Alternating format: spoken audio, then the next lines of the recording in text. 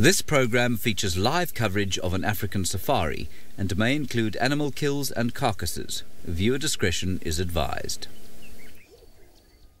Hello, Jambo everyone, and welcome to our sunrise safari all the way from Mara Triangle. I'm sure all of you have forgotten my name. The first thing I want to do is to remind you my name. My name is David, and with me is one man called Bungay. Bungay, good morning, sir. And before I continue, I'm very happy to be back. I've been away for a couple of weeks, and it's time for me to be back and show you the sunrise and maybe an elephant. Well, a nice morning. We are talking of 17 degrees Celsius and 63 degrees Fahrenheit. And that's why you have those elephants there just eating and not flapping their ears because the temperatures are quite low. Now, those are two, what we call African ellis, and they look like one big girl and a younger one.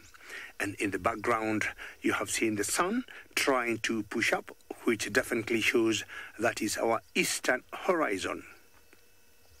Now, very happy to be back. Number one, I have not gone anywhere. I had a small break. And I'm very, very happy to hear you have all welcomed me back. And I have missed saying Jambo to everybody. And I'm sure Lou, the wonderful girl who is directing the drive today, will keep giving me chances of making noise and telling you how my break or how my leave was. As usual, the grass here is not as tall as another area that you'll be heading to. I'm sure you all know I love the sausages. I'm talking of the Sausage Pride.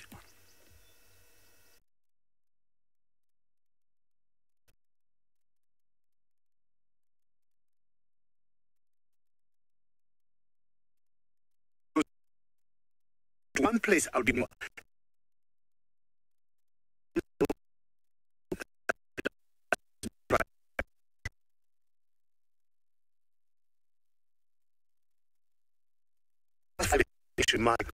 A lot, and they haven't seen the plan today. We have to go there and find out how they're doing, and especially those young little cubs. All right, we got some hyena running behind me. Not sure that's how I want to pass. You're gonna just give it a few seconds. Just see if that hyena gonna pass me or not. And then there's another car also behind me. So hopefully that fellow gonna pass. Bungay, can you see him? Oh, the hyena is on the left, Bungay, sorry. Is that hyena landing to the left there, Bungay? Yeah, it's just a hyena there. Thank you very much. This is what you would call a spotted hyena. And my guess is she belongs to the Olololo clan. Definitely feeding early in the morning. And you can see the youngster, still very pale in color. And the spot's not as black as I would imagine. So she has really grown. And just walking through the Thimenda triandra grass or the red oat grass, they blend in very well. So saying, if I was in the Sausage Republic where I want to go, the grass there is quite high. And Bungay gave me the spirit, we need to go look for our sausages. Bungay and myself and Manu and Big James love seeing those cats and the hyena.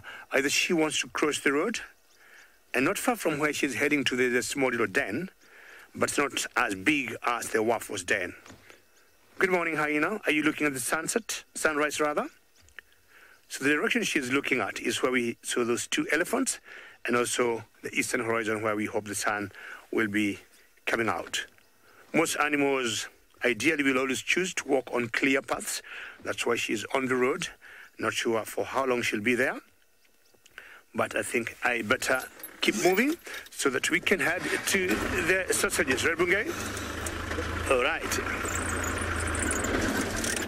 Okay, Poker, you need to move now. Okay, very exciting to be back and getting all this fresh air. The village I come from is not much of a difference from this. I mean, we don't have as many animals as it is here, but we have the same setup of grass, trees, and, you know, all that beautiful fresh air. And today, or rather this morning, it's not only me and Bungay. We have lots of us to bring you different experiences, and we'll take you now all the way to South Africa to the beautiful Trushala.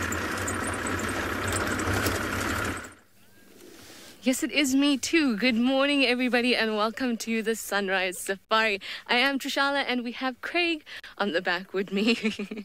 Yes, well, you know, it's completely interactive, so it's #SafariLive on Twitter, and of course the YouTube chat stream, so you can talk to us. We love to hear from you. So, what are my plans today? Looking for animals, basically. I want to find some lions. That would be cool. I miss my lions. And of course, some elephants. Always love to see the elephants. But can't ignore the cats, as if I wouldn't stop if I see a lovely spotted cat. So, of course, we're looking for everything. And we have to pop by the hyena den as well. Otherwise, it just wouldn't make my day, would it?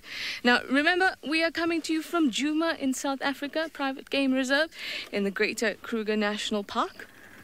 And we are off on our safari. The sun has not quite risen yet. It's just kind of tinging the sky with orange at the moment. We're waiting for that big ball of light to come through. Very nice.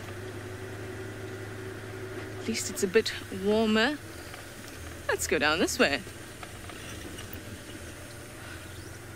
Ooh, apparently there were lions heard calling on the dam cam.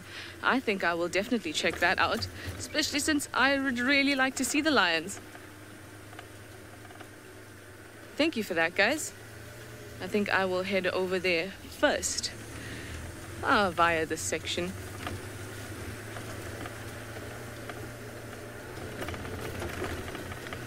Oh, the darkness of the bush.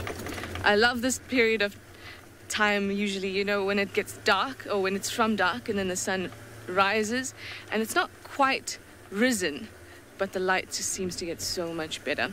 We are in infrared, as you can see, so you are kind of seeing me in grayscale, which is what we use in the darkness so that we can actually see what's happening. Can you imagine being in the total darkness?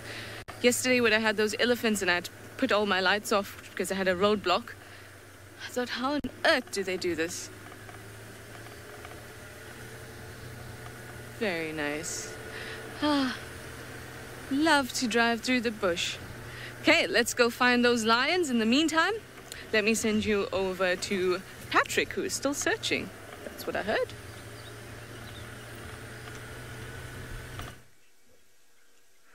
Good luck with your lion search, Trishala. I'm doing very much the same thing. A very happy Monday to you all. What better way to start the working week with a live safari? My name is Patrick. Joining me behind the lens is James. And if you have any questions, any comments throughout this drive, please feel free to interact with us using that hashtag SafariLive. So this morning, I've just come back down to where, well, not quite there yet, but around where we left the Owinos after their hunt yesterday. And so I'm just scratching around here because I've become very invested in my Owinos lately. I've spent a lot of time with them. Obviously, I've seen a lot of hunts and been spending a bit of time with Butternut and her cubs. And unfortunately, that's turning out to be a bit of a sad story. So yesterday there was no cubs with her, and if anyone did watch along, I was only hoping that she did leave it behind for that buffalo hunt. But anyway, I'm just going to do a bit of a recon mission because I also want to see whether they were able to make a kill and actually had a feed. Because after the last 2 days, I've seen 3 failed hunts with them. And, well, I can only hope that they get something or have had something. So yeah, I'm just going to have a bit of a poke around here. Now, when I first came to SafariLive and started living in the bush, everybody was telling me about animal dreams, that they're bound to happen sooner or later. You're going to start having vivid animal dreams. And I didn't really have this happen to me at all until I came out here in the Mara for the last couple of weeks. I had some dreams about snuggling up with some lions, but last night I had a dream that I was pretty much in this area right here, and the Ulululu Pride decided to make their way in, and the Owino Pride came straight towards them. Then I thought there was going to be a fight, but they all ended up getting along really well, and almost as if combined their prides and then just walked off together. So that was a very realistic, well, not really a realistic dream, but I mean a realistic situation, but it felt like a very realistic dream. I mean, I even remember distinctly seeing Butternut, because when I saw her yesterday, another sad story for Butternut, she has these black lumps all over her neck. It looks very nasty, but I remember distinctly seeing those in the dream as well. So it's a very strange thing to wake up in my bed thinking I was out here with two prides of lions getting along.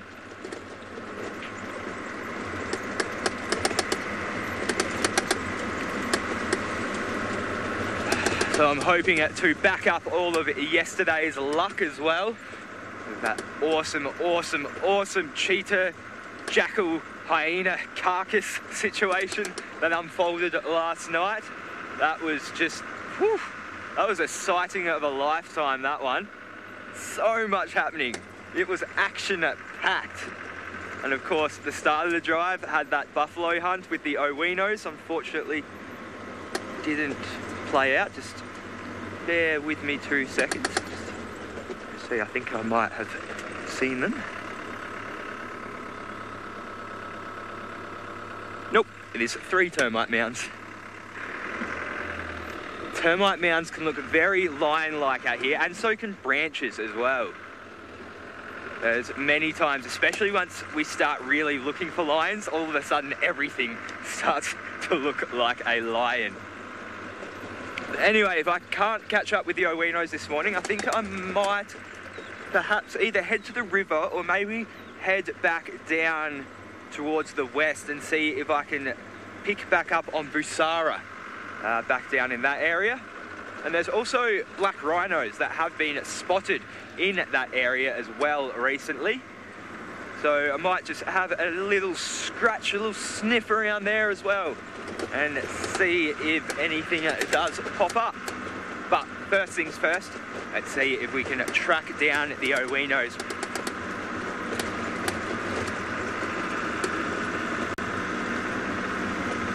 Well, I do apologise. I heard that I can link away, but I'm not sure to who to.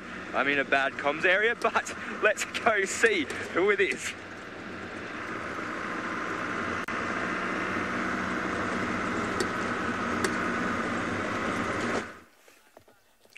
Well, I was just about to pass this particular torchwood tree here, but I thought I saw something interesting on top. Initially, I did not know what it was, but I just found out it's an eagle. And I thought, ooh, I'm going to see a martial eagle after some time, but it's not a martial eagle. So I remember before I went on leave, we kept asking a few questions once in a while, and I also must have forgotten to have reminded all of you to keep asking us questions or sending us comments, #SafariLive. And I request all of you to tell me which eagle do you think this is. As usual, #SafariLive. It's not a martial eagle, and I think I've given you one very straightforward clue. And when I passed earlier, because it was like 30, 40 seconds ago, and I just reversed, and I thought she was facing the other way. What a beautiful eagle to see in the morning. The light is not as good as it should be, but I would want all of you to tell me which eagle you think this is. Look at the yellow eyes. Look at the hooked, sharp beak that is meant either to tear meat and something like that. And what else? Look at the little crest on the head, and look at the black chest. Trevor, you said eagle. I do not think so. It's not, but good try. Keep trying. But saying it's an eagle is pretty good. It's pretty good. Keep trying, and I'm sure we should be able to know what eagle this is. So the yellow eye, of course, the dark iris there. Very heavy beak. Director, you are right. It's black-chested snake eagle. You take it all. I'll give you a whole 10 out of 10. Very well done. It's a black-chested snake eagle. And not once, even us, we have confused this eagle with a martial eagle. But you're absolutely correct. Very many thanks. It's the black-chested snake eagle. Most of the snake eagles are not booted, and this one is not unusual, and they do not have any feathers on the legs. Well, as the name suggests, They're very good snake eaters. So just want to move a little bit to the left to allow a friend of mine just to go through. So most of them will be eating snakes, as the name suggests. I'm still waiting for the sun to come out. It hasn't come out yet. And from my village where I come from, we see the sunsets, but not the sunrises. So our home is like this, and behind us we have a hill. So we rarely see sunrises, but we see sunsets every day. So I'll be very happy to see a sunrise this morning when time comes. Well, you might be wondering what I was doing when I was away at home, and I was teaching my friends in my little village Spanish. Make sense? So we shall be learning Spanish. I'm sure you would prefer to learn more Swahili than Spanish, but I spent half my time teaching some youngsters in high school a bit of Spanish, which I did when I was in college. So I used to work for a company way back before working for SafariLive, where they would say that English is not a foreign language if you want to get a job here. And I went to college and did Spanish for 3 years. So I have always thought, well, if you have a different language and you're not using it, you need to keep practicing it. And when you speak to the youngsters, training them in Spanish, they get lots of joy, and it also makes sure that you do not get very rusty. And I think Trishala now has gotten herself a very huge mamo in Juma.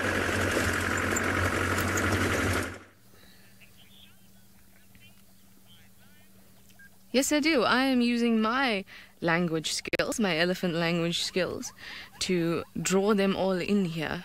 Now, they've just decided to be so good to me these last few days, haven't they? It's always wonderful to have elephants. So we've got not too large herd here. There's a couple of older females. There you can see. There she is. Hello. And there's some little ones running around as well. Just having a morning snack. I don't know if it's quite breakfast yet, or it's just, the yogurt and fruit before you have the eggs and bacon. Very cool. You can see that we're in color now, because the lights picked up just a little bit. In fact, a little bit more than a little bit. Oh, look at that trunk. Twist, twist, and pull. How strong that is. I often see them eating and picking off lots of trees that have huge thorns on them, but they just gobble them up, and that trunk twirls around that branch and pulls all those nice luscious leaves off.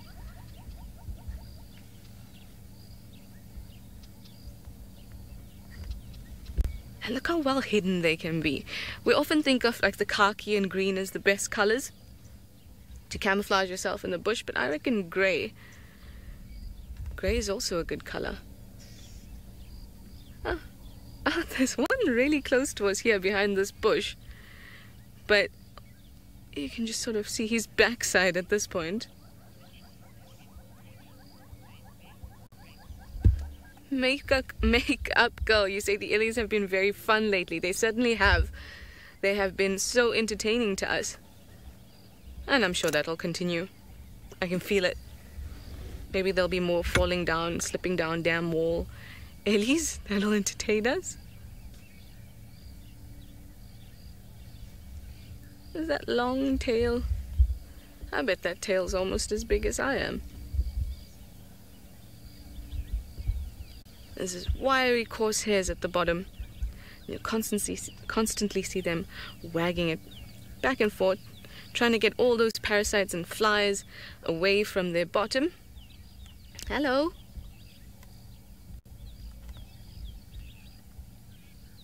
The tail in so many animals conveys so much. It's almost like its own language, or it's got its own language. You're irritated. And of course, if you're comfortable. Eating away all that luscious grass. Obviously we have had rain these last few months, our rainy season, so this grass is nice and lush. And that's exactly what the elephants are after. Hello. How are you? Are you good? That trunk. Incredible. And it's totally muscular. You get these about 50,000 to 150,000 muscles in that trunk on its own. Now that can be much disputed. Some people measure muscle, or rather the combination of muscles and where they split and where they combine differently. They measure those things differently, and then you get that sort of massive range of 50,000 to 150,000 muscles. They've also got a special proboscis nerve that runs down it, so it's really, really dexterous, and they can get a lot of, they can receive a lot of stimuli from it. It really is just an additional limb.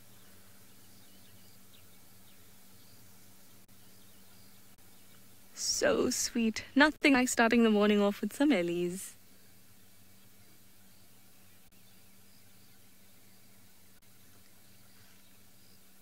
Look at that size. You'll often see with the females that they have that curvy kind of back. Now I got asked how we communicate in elephant language. Well, I'll tell you how I communicate with elephants, and then I'll tell you how they communicate. I communicate by saying, hello, hello, I'm your friend. And then I hope that the tone of my voice will sort of let them know that I'm their friend. And generally it does. They seem to like a calming tone. So I don't have to flap my ears. Not quite. If I could, I think I still wouldn't. It would not do half as much as the elephant's ears do. I think the elephant's ears actually take up about 20% of their body. Can you imagine if 20% of your body was stored in your ears? Be like Dumbo, but falling down all the time. Top heavy. But the way that the elephants actually communicate, obviously, are through the sounds. They can make actual sound that we can hear through trumpeting, screaming, other things like that. And infrasonic sound.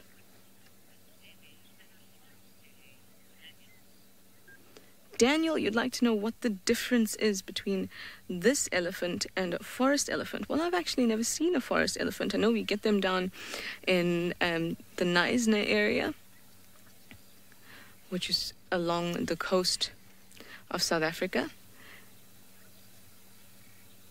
And they tend to be a lot more secluded and a lot more secretive in general. But I would love to see one. Well, I suppose because they're secretive and secluded, that's the draw card. People don't see them very often.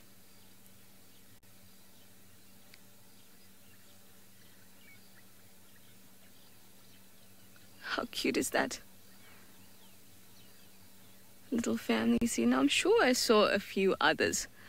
Ah, there's some stragglers coming along now. I always love to see them when they're all together, because then you get a good idea of size.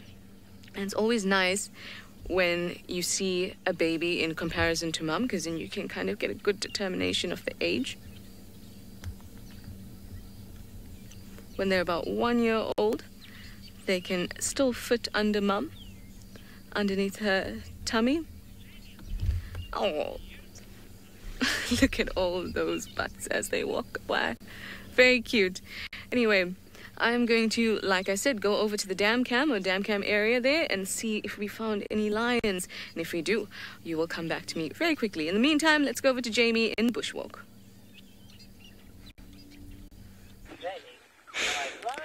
This is my absolute favourite time of year, apart from the flies that have just tried to fly all the way up my nose and into my ears. This is my favourite time of year for a couple of reasons, but one is that we get the most spectacular sunrises and sunsets. They are absolutely stunning at this time of year. My name is Jamie, and there's an elephant behind me. I'll explain a little bit about that in a moment. Herbie's going feeding, which is very, very cool. My name is Jamie. This morning, Jeandre is on camera with me. Deirdre is out with us as well. Some of you would have been watching yesterday. She made a very triumphant debut on the Sunset Safari, so she'll be taking over at some point. I just thought perhaps she'd better experience a bit of the walk first, in the sense of presenting. She knows what she's doing on foot, just to clarify. Our Herbie, of course, for those of you that don't know, because this is a live bush walk and I've got an earpiece, I've got a lot going on in my head. I'm talking to you, I'm not really concentrating. The combination basically ends up with me not being quite at my most attentive, which is why we have Herbie, who is an eminently qualified guide in his own right, yet somehow agrees to accompany us every morning to look after us and help us out with moments like this. I thought the elephant was a bit closer than this. Whew. There you. I'm just going to follow on Herbie's lead and see what he shows us. Now, obviously, being on foot is a completely different experience. He's in here somewhere. Okay, cool. Alright, I'll walk a little bit. Herbie, big smile. One smile for the camera. There's Herbie. Everyone say good morning. Legend in his own right. Like this. So excited. It's epic. So being on foot obviously is a very different feel to it than being out in the vehicle. Obviously animals respond very differently to us. So the main aim here will be to sneak up as well as possible so that the elephant is completely unaware of us. So that is the... I'm just kicking up some dust. That is the reason that we do things the way we do. Biodude, am I scared? No, I'm not scared, but I'm always wary. So there's no reason to be scared out on foot in the bush, especially because all of us have spent many, many hours doing this. But there is a reason to be cautious, always. People who get overconfident and who push things often find themselves in trouble. These are wild animals. They have no desire to be close to us on foot, nor do we have any desire to push our company on them. So I'm not scared, but I always approach things with a degree of caution. And if there's a situation where I don't feel that it's safe to approach an animal, we're going to cause it distress, or we're going to put ourselves in a dangerous position, then absolutely we won't do it. I got a bit of a lion feeling this morning, to be honest. I feel like the Nkuhums must have come back at some point. That sky is spectacular, Jeandre, with that tree. There you go. Something arty for Jeandre to do while we figure out where this elephant's gone. Because I've got a funny feeling it's legged it into the dense vegetation. Pretty. Very, very pretty. And you can send us to Patrick in the morrow, who's just left us driving. All right, now, Patrick would have to work very hard to top the day that he had yesterday. I'm sure, however, that he's planning on trying.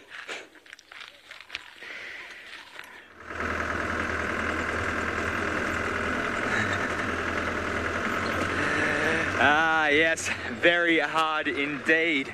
We'll have to look to top yesterday. I think it's going to be pretty hard to top yesterday for a while. So I'm still looking for the Owinos. I'm coming along this road that runs pretty much parallel with the escarpment, and I've found that this is a really great road to look for the Owinos, because if I just stop here and we have a look out to the side, we have the high ground and it looks right over their territory. So we can see from a little bit of an elevated position, it makes it a lot easier to find them in this long grass rather than coming along the other main road, which is down the hill and so looking up. So it's nice to have the high ground and also just the beautiful scenery as well. It's just taking it all in while we are looking for the lines. Actually, let me just reverse around a little bit so we can have a look at the sunrise. Just caught that out of the corner of my eye. It's blocked off by the back of the car at the moment, but Gee whiz. Spectacular from up here. Absolutely spectacular. The golden hour of the morning. I used to dread Mondays when I was a working man. Well, I am still a working man, but I love Monday. I love every day now. Days have kind of become irrelevant out here. There's no real weekend or weekdays. It's just another day of enjoyment. Living the dream. Whilst I am stopped here, I'm just going to have a scan with my bino, so I'll stay quiet while you enjoy this sunrise, and I just have a quick scan, see if I can see any lion heads poking up out of the grass.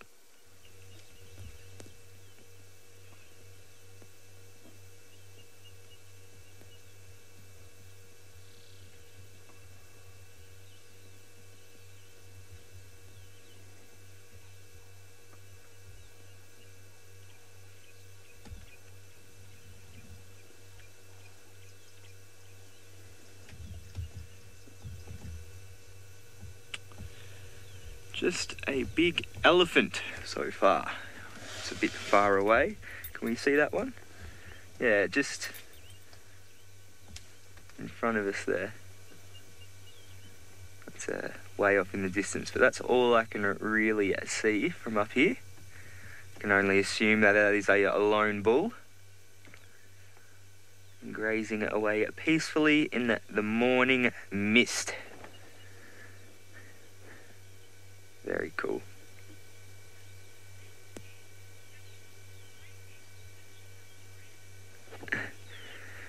Nancy is saying that the trees remind her of umbrellas at the beach. Well, I mean, they do sort of serve this purpose. They obviously have very flat canopies, and some of them are named shepherd's trees because when a shepherd is out herding, the best place to be in the middle of the day when the sun is beaming down is under one of those trees. And we see many an animal using these trees for shade. And so, yes, I suppose that comparison is actually a pretty good one. Nature's umbrella. So I'm going to keep pressing on. There doesn't seem to be any sign of them here, but as I said, we are still a little bit away from where I left them yesterday. I can see a couple of jackals up here to my right. They seem to be leading me to all the good stuff lately, so maybe I might see where they're heading. Actually, I was reading the other day that the koi, which were some of the original sapiens that moved down into South Africa, that they have stories of the jackal being always associated with lions, but always being able to outsmart them and deceive them into getting their own food.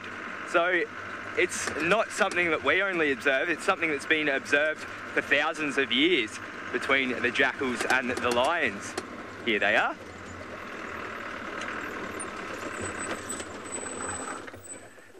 This is a black-backed jackal. Very brave little animal, if anyone saw the sighting last night. 5 of them managed to take 2 cheetah on and get a bit of a meal until the hyenas came in and stole the show, and then it was just game on. It was every man for themselves. Such a cute little animal as well. Brave and cute. You don't often get that combination. Well, actually, you do a lot in cubs. Cubs are extremely brave. Sorry, this is just a bit of a...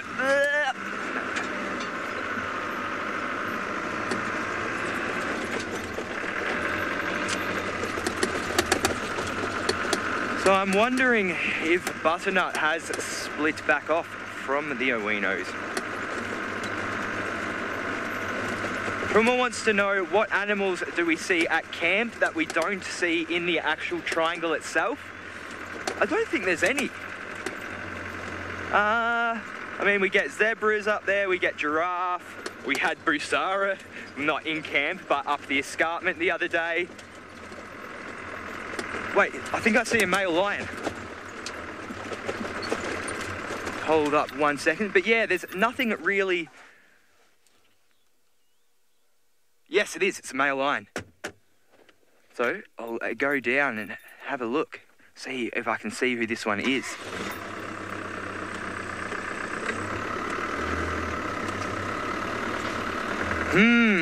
That's also making me think, if there is a male lion in the area and Butternut's cubs has gone missing, perhaps this is what's happened. Well, I'm not the only one with big mammals here in the Masai Mara. David himself has also got a big ellie.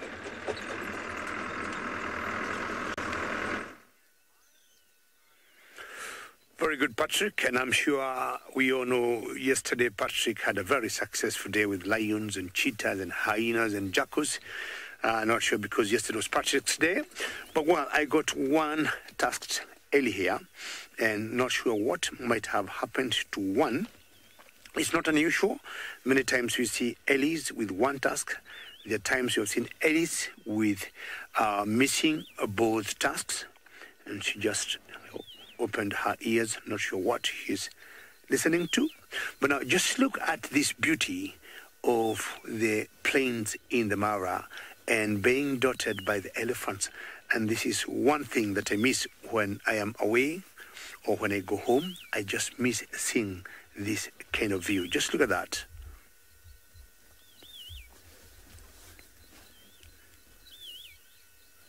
The tall grass here is what I said earlier, is the red oat grass. And elephants may choose, if you look at them carefully, they might not be eating that grass. They're eating some different grass that's much greener and which I guess is more nutritious. Not that it's bad or not that's not palatable, but they will always know the greener grass. Like you look where they are, sometimes you'll see them very close to termite mounds, and termite mounds will have grass that is much nutritious and much greener. This could be a family, a small family, because they're all spread out. There's so many of them here. And I was just giving a rough idea with Bunge, and we said there could be over 50 elephants here, 50 to 60, all spread out into small herds, small groups. And I think there's just small or many families that have come together and, of course, have been brought here by one commonality food. Now, look at that particular one there where she's feeding. That grass is much greener than the red oat grass. And if you look in his, or rather in her mouth, she either got small little herbs that she just grabbed, and actually not grass. So either small little plants, which they will go for, and you'll see them just walking through that grass and not even touching it. So the greener grass behind her, any smaller plant, of course, they just uproot the whole thing and straight into the mouth.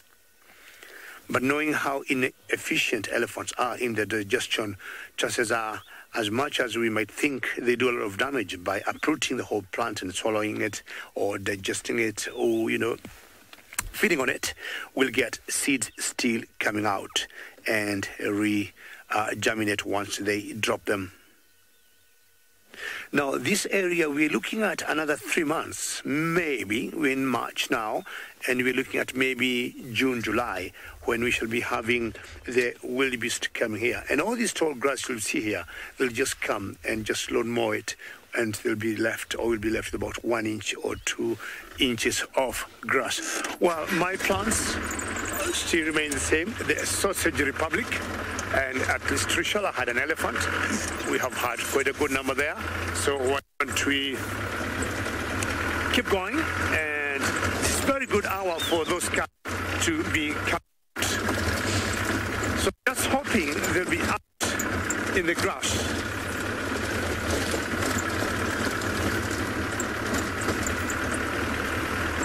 Gemma has a question there. I'll be happy if you bring the question from Gemma.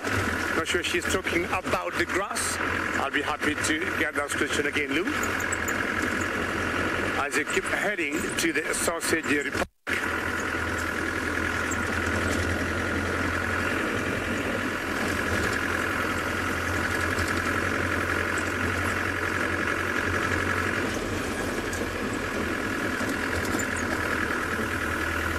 sure she is asking about the species of the grass here. I hope I get that correct. I might stop to get the question as we just try to pan to those ellis there from a distance.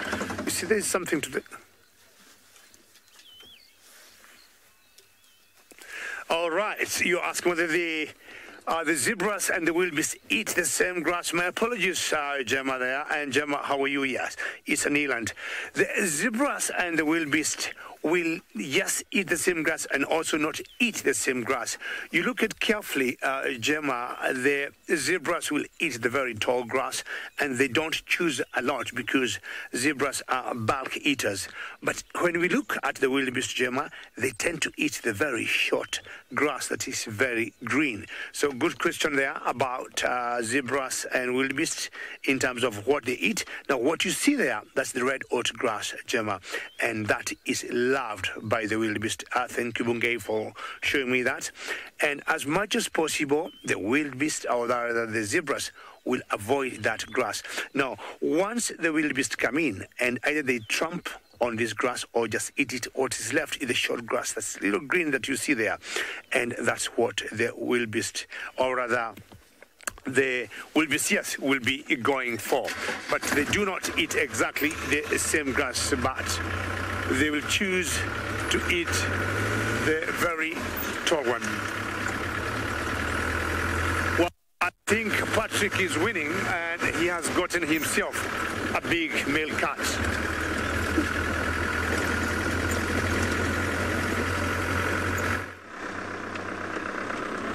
Yes, I am winning, but I just need to turn around as this male has just walked right past me. So we haven't got a positive ID yet on this one. It may be one of the Aldonio Pyac males, but we're saying that with caution. We don't know yet. But yes, it is interesting to see it in and around where the Owinos are, especially seeing as Butternut's cubs has gone missing.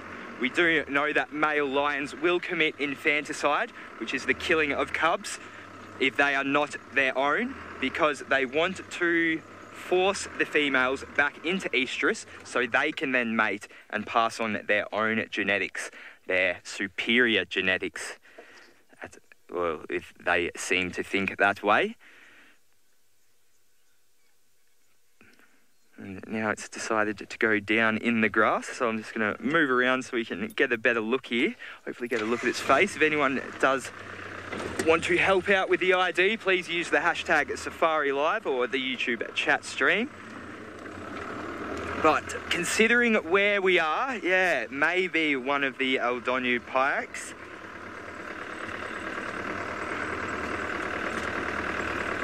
He's making it very difficult for us right now. It's just a tuft of mane in the grass.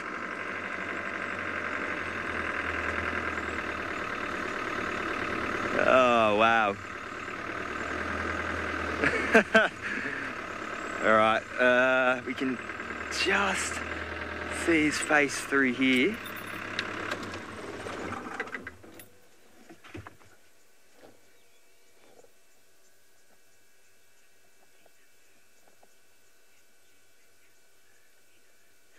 Mina Murray is asking how do lions choose their territory? Well, they are kind of already sort of in that area, and it depends on the density of lions. So some lions might have a very big territory if there's not many of them around, and some may have smaller ones. So they will tend to stick to their territory rather than choose their territory. And then if they do feel the need to expand, that is when a fight may occur between the lions. So it's not, I mean, it is sort of a choice, but it's kind of also where they are at the time as well and how they interact with the others around their territories. Oh, wow, he's gone really down, hasn't he?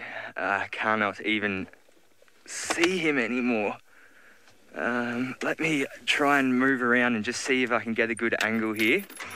This long grass is making things a little bit tedious.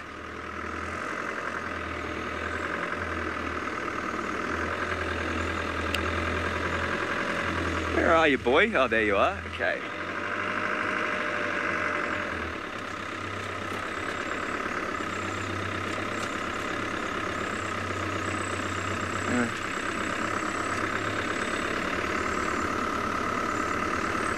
Well, I'm just gonna sneak around here and try and get a better angle. But in the meantime, I'll send you back down to South Africa and see how Trishala's lion search is coming along. Well, while you sneak around and get a better angle, I am trying desperately to get a visual of Shidulu. We have heard that she is around here somewhere, and unfortunately we have to be on a camera killer road. Told you all about this road, so please bear with us. But I am trying to race down there to Triple M, which is basically our western boundary. I am just trying to listen to the Game Drive radio at the same time and rush through because she's on the move, and so we've got to be on the move as well.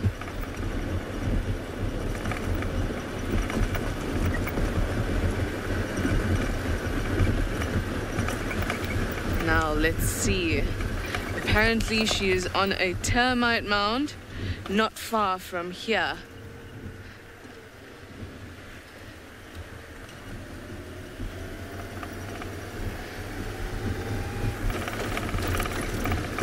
Ooh, Game Drive radio is hot. It's all I can hear at the moment. Sorry, FC.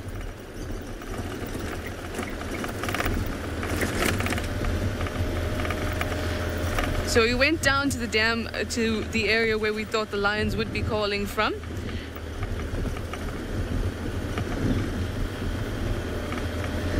T, was that it? I couldn't hear very well. The wind is blowing in my ears at the moment because we're moving a bit fast. And you asked if the seasons have been changing yet. Well, it definitely has. Ooh. Can you hear that wind? Definitely has. There's a bit of a chill in the air now.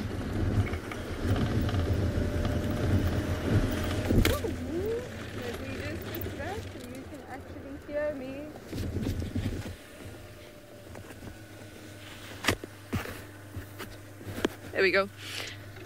The seasons have definitely starting to change. Just left our summer heat. And now we are starting to get a bit chilly, which I quite like, especially in the night.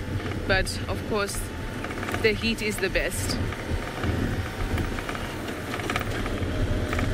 Okay guys, I need to get there and I need to communicate on the Game Drive radio and get off this road. So in the meantime, let me send you over to Jamie on Bushwalk.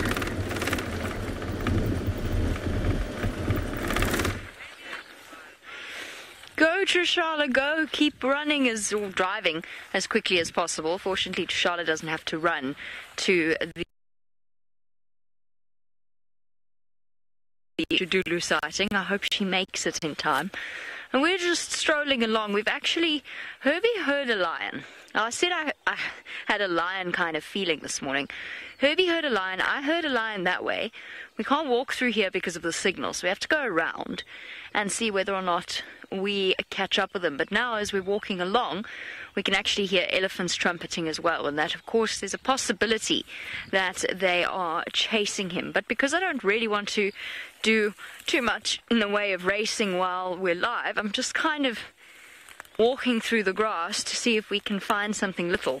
But the sad thing is that, well, we've done all the grasses. I mean, I feel as though we've covered absolutely everything in terms of grasses, and I feel as though I've told you most of the things I know about things like trees and silver cluster leaves.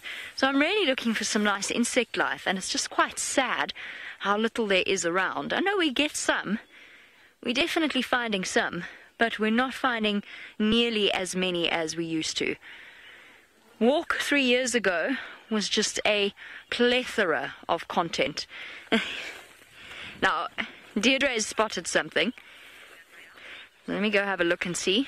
She's miming flying, so there's a possibility that it's flown away. Oh, butterfly! Okay, I'm not going to get any closer. Can you see it there, Jandre? You got it. Gabriel would like to find dung beetles. That I think we can manage. That I'm pretty sure we can manage. They, of course, while also able to fly, will not be nearly as agile and unobliging as this butterfly, which is a what, sorry? A garden? An acria. Okay. It does look like an acria. It's blowing all over the place. Yeah. Okay. We're gonna leave our butterfly and carry on searching for... I'm sort of half wanting to go in the direction of those elephants just to see if they are chasing lions. I haven't seen a lion since... When did I last see a lion? I'm not sure I've seen a lion since I came back to work, to be honest. So in 2 weeks, or just over 2 weeks, I've not seen one lion. And it's starting to feel a little bit galling. It also gives us the opportunity to, while we're walking, look for things and search while walking in that direction, and gives Trishal an opportunity to get to Shidulu. So while we accomplish all of these things, David is back. I'm sure he's brought a smile to your face. Let's go across and see what Gigi has to say.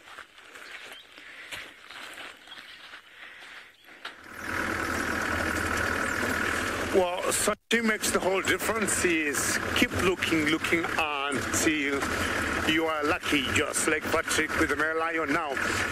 One thing I found out that's different since I've been back yesterday, and this is my first drive this morning, it is the height of the grass.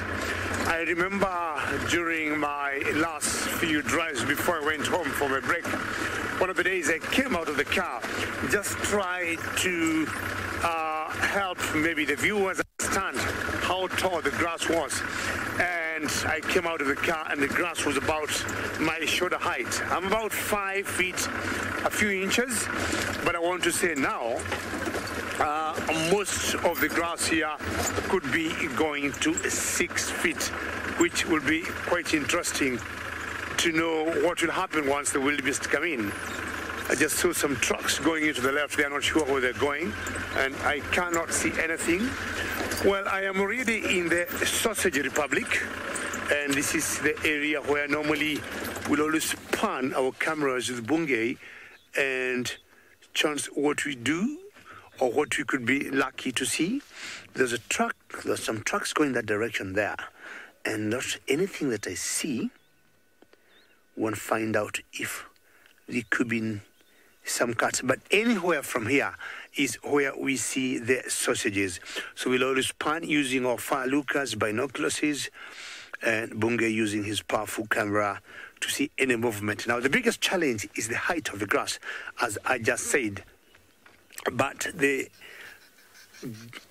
lucky thing about that is we'll always get these cats walking on the road if they need to, and having as many cabs as they are, they'll always avoid to walk in the grass. Walking the grass is very tricky for them because there could be possibility of the cabs either falling in holes or maybe getting caught. Sometimes they've been caught by snakes. Makeup girl, how are you? And you got a very good question. Can we walk anywhere in the Mara? Well, inside the game reserve, either the Mara Conservancy, where we are, the Mara Triangle, or the other side of the Mara, you cannot walk. But nowadays, we got small little conservancies or conservation areas that are outside the main game reserve, and you can walk. But actually, in the main Mara, you cannot walk, and I would say I do not know the reason why they do not allow the people to walk. It has never been done, but I think it's quite dangerous. And Makeup Girl, for example, we just showed you a few seconds ago the height of this grass, and you're trying to imagine walking in this tall grass here. It could be very dangerous. I want to touch, or I want to show you from here. If you see the height of that grass there, you can see what I'm talking about. Let's just compare that grass that Bungay is pointing. So the car, that's the level of the car, and the grass is that high. So we're talking of Makeup Girl about 4 or 5 feet height of grass, and you trying to walk. I think it could be quite dangerous. All right, Sausage Republic I am, and I've taken this road many times, and every time I'm here I'll be able to see the sausage tree, which I'll be happy to drive pretty close to it and show you the sausage fruit. They are still there, and not as many. Right. I think I'll be sending it to someone in South Africa who have found something. Let's find out what it is.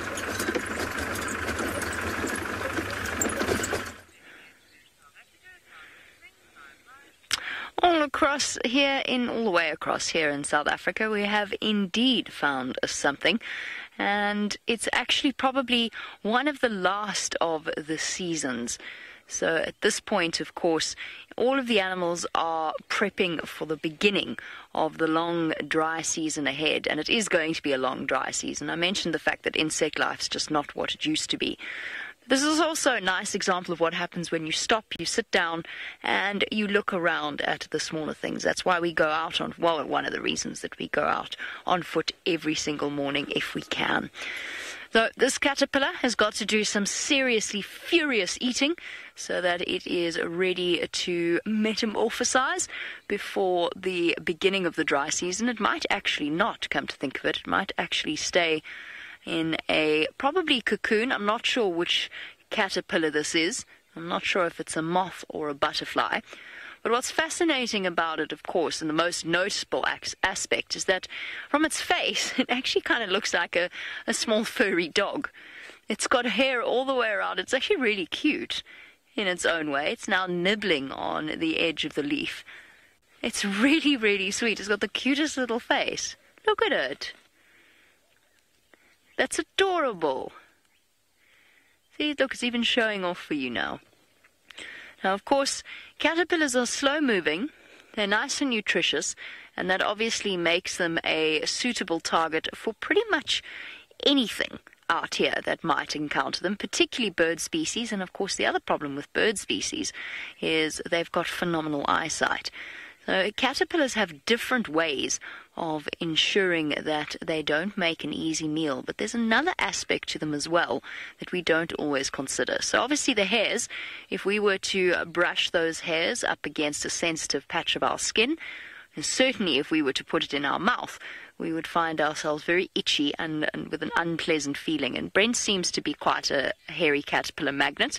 Doesn't often happen to people out here, but when you do find them on your skin, it becomes unbearably itchy. Oh dear, you fell down. Where'd you go? Lily, it looks like a piece of rope. Lily says that it looks like a piece of rope. Okay, I may or may not have removed one leaf so we can see it better. So there we go. Let me move up a little bit for Gendre. Lily says it looks like a piece of rope. There's another aspect to these protrusions. You'll notice that the black hairs on the caterpillar's back are, it's not like a giant, say, monkey moth hairy caterpillar where the entire body is really, really hairy.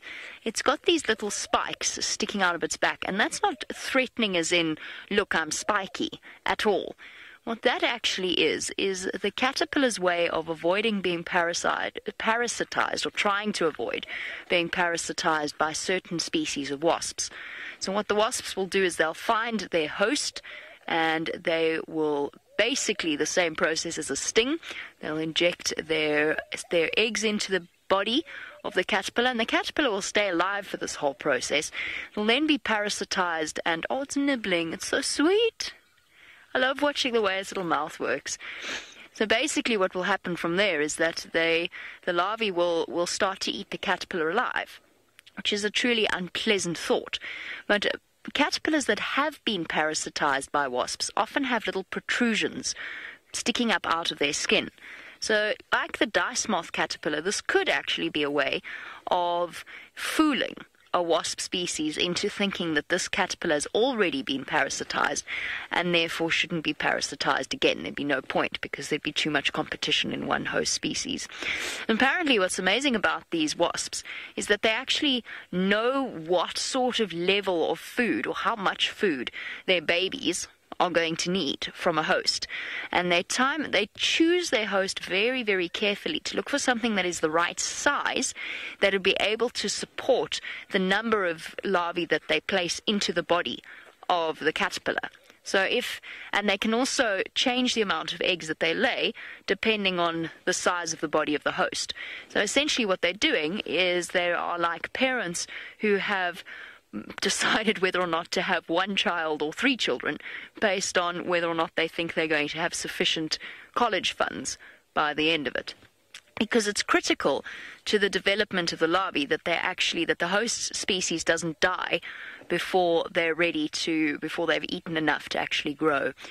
And this caterpillar now, while we've been talking, has eaten a giant half moon in this leaf. He's doing some serious eating, like the very hungry caterpillar in all the books. This is a very, very hungry caterpillar indeed. Was that warthog? Ravinda wants to know if a warthog would go for it. No. Ravinda, no, not really. I mean, it's possible.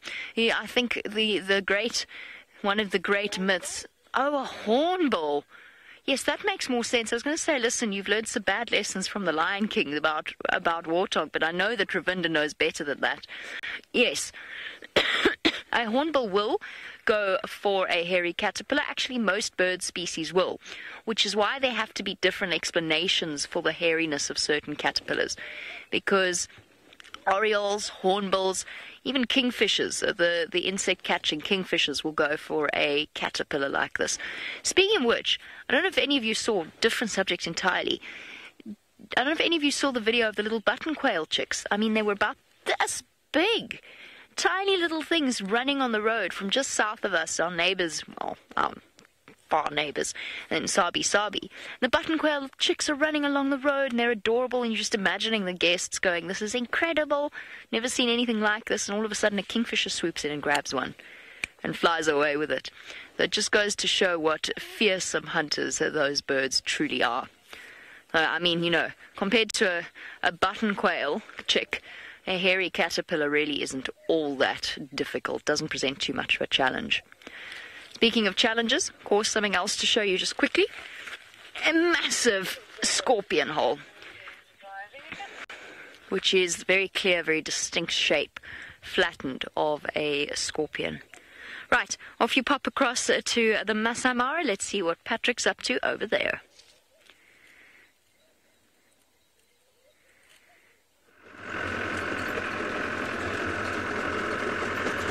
Well, we have decided to move off from that male lion. It went very flat, and in the long grass it was just hard to get a good look at it, and it didn't look like it was moving anywhere soon. So I'm just come back up and I'm going to head back along the way I came, keep an eye out for the owinos, and then start to head back down towards the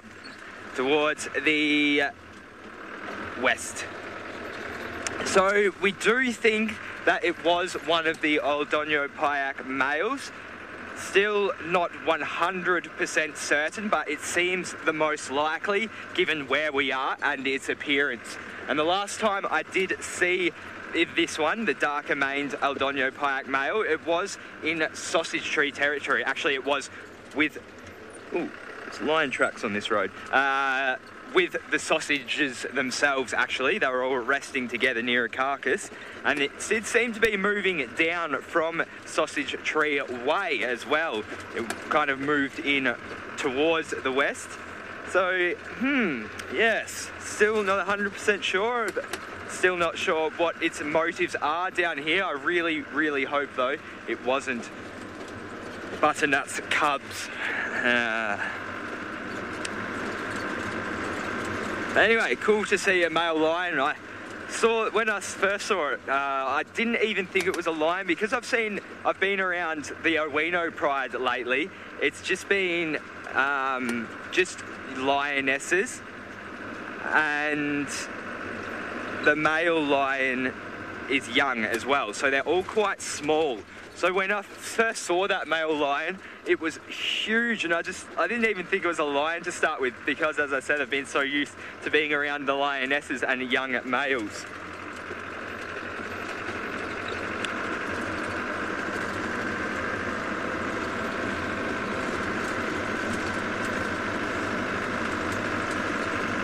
Yana, do I think the hunting yesterday was a lesson for the cubs? Definitely not. There wasn't any cubs there at all. So Butternut, when we saw her, it would have been about a week ago now, had 3 cubs. Then I saw her again a couple of days ago, 2 or 3 days ago, and there was only 1 cub there. And then when we saw yesterday, there was no cubs with her at all. So definitely not a lesson for the cubs because there wasn't any there. And yeah, the only thing I do think that may have happened is that she could have stashed that other cub where they went out to hunt, which was one of the things that brought me down to look around for them this morning to see if that was the case. I did want to stay with them after the hunt yesterday, but had to move on unfortunately, so I couldn't stick around to see if they were going to lead us to perhaps a den site. But that's fine because we did move off to bigger and better things anyway. Finding those cheetah.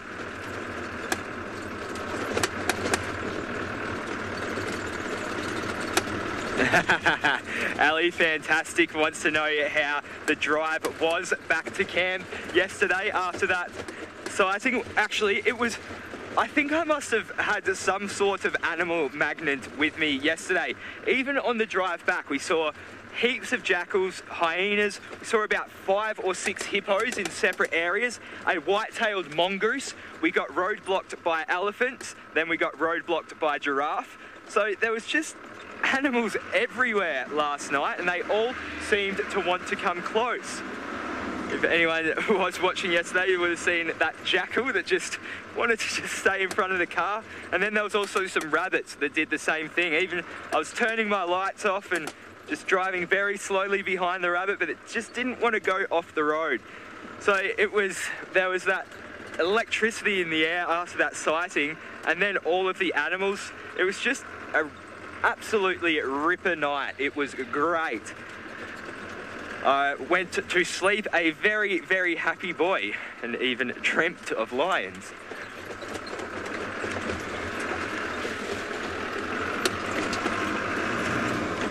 So it looks like there is some topi off in the distance here, all looking in the one way. That doesn't necessarily mean anything, but sometimes it can be an indication that they are looking at something. So I'll just have a quick squiz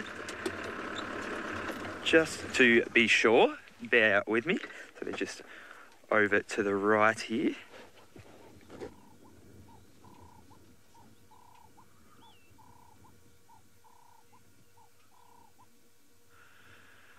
Well, the Masai Mara is being searched all over today, not only by me, but Mr. David Gadu. It is great to have you back here, mate.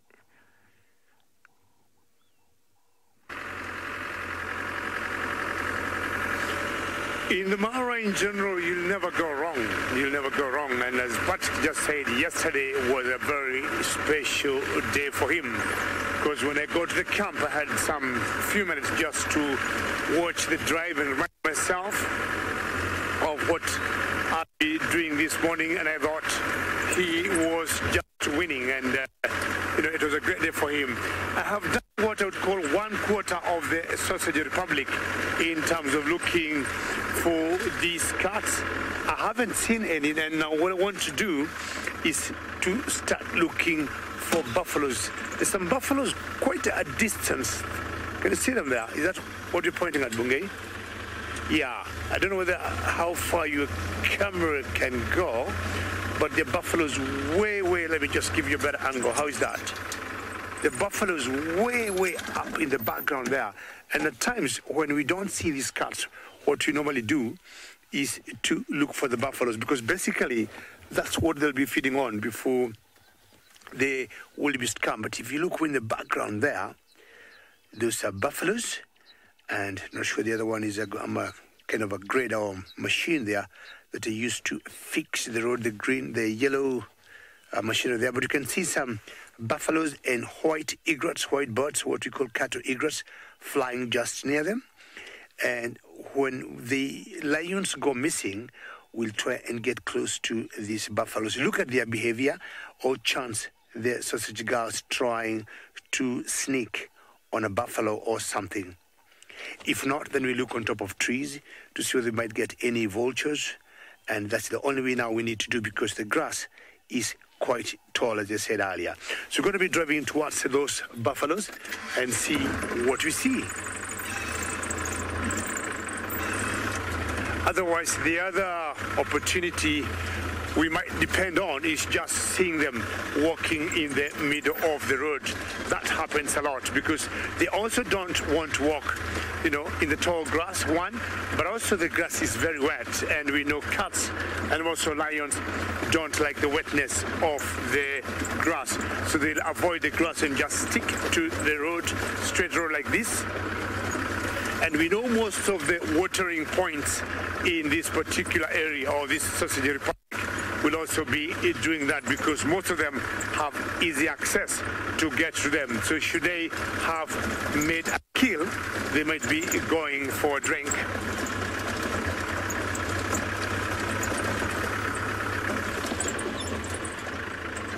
I'm not sure those are parrots. They're just so bungelas. We just back up. But on top of a tree there, they look like parrots or green pigeons.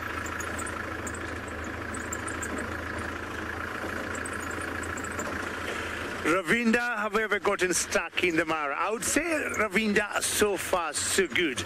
But I'll tell you, yes, because unlike in Juma, where we have in the Mara Ravinda, we got the black cotton soil, and Ravinda, if you get stuck here, that's when you know how tough the drive here is. Mara is very, very tricky, and you have seen people getting stuck for hours and hours, and you'll get people, see you stuck, and they might want to come and help you and tell you what, you stay there, you get the guest to us, and we'll take them to the camp.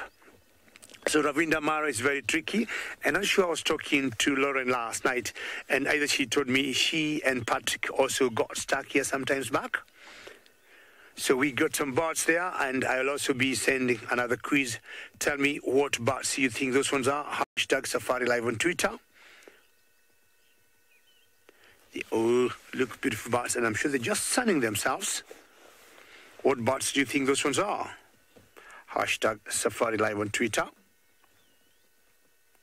I haven't seen them for quite some time. So I'll also be double confirming also. Which birds do you think those ones are? And they think they're just, trying to sun themselves because the sun has come out very well. So which birds do you think those ones are? Hashtag SafariLive on Twitter. I'll give you a little clue. They look like doves. Gemma, very well done. Excellent, Gemma. You just gave the correct answer. Green pigeon, very good. Excellent. 10 out of 10, Gemma. And yeah, sorry, I had missed your earlier question of with zebras and the wildebeest and what they eat. And you're absolutely correct. You said it right, Gemma. That's the African green pigeon. Very well done. And I'm guessing that's a male and a female. And not to drink much. I'm just enjoying a bit of vitamin D. Initially, I thought they were parrots, but the white below the black tail there, Gemma, definitely gives it away, and of course the green. And when I say age, they're very close or related or similar to the doves, and that was very good way of putting it. And good to know you've been following our birds, and I can say you are such a good bird, Gemma, just to give a straight answer like that. Many people would have, mixed them for parrots. All right. Sausages where many people are waiting to see you and basically know the progress of the calves. Lauren last time told me when she last saw them, she saw 9 calves, of course, of different ages. We need now to profile them, and we got one of the girls from South Africa, Niconico, who identifies these cats very well, and I told her last night I'll be bringing her so that she can see them live. But I think Trisha got a surprise in Juma.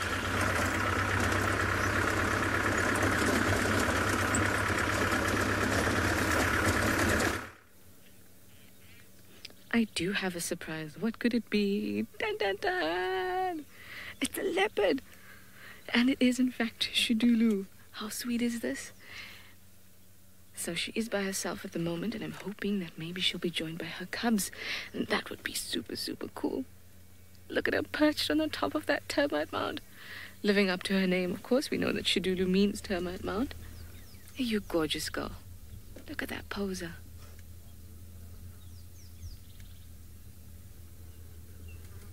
Absolutely stunning. I wonder if the cubs would be around. That would be amazing.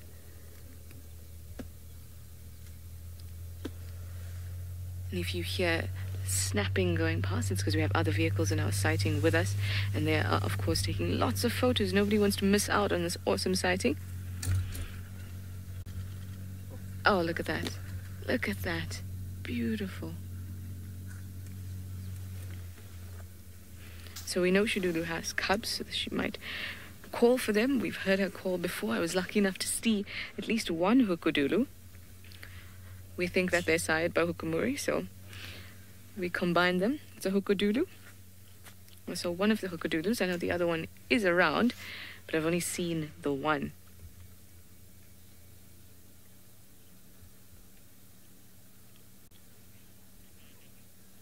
Oh, I'm glad to have made you all happy to find her. She was not the easiest thing to find, I'll tell you that.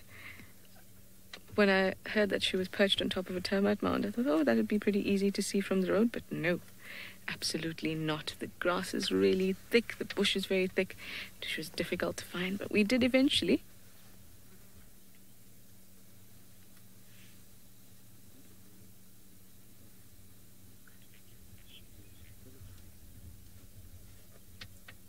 Oh, girl, absolutely stunning. So she is kind of at the edge of her territory here in Juma, and it extends further west into the other areas.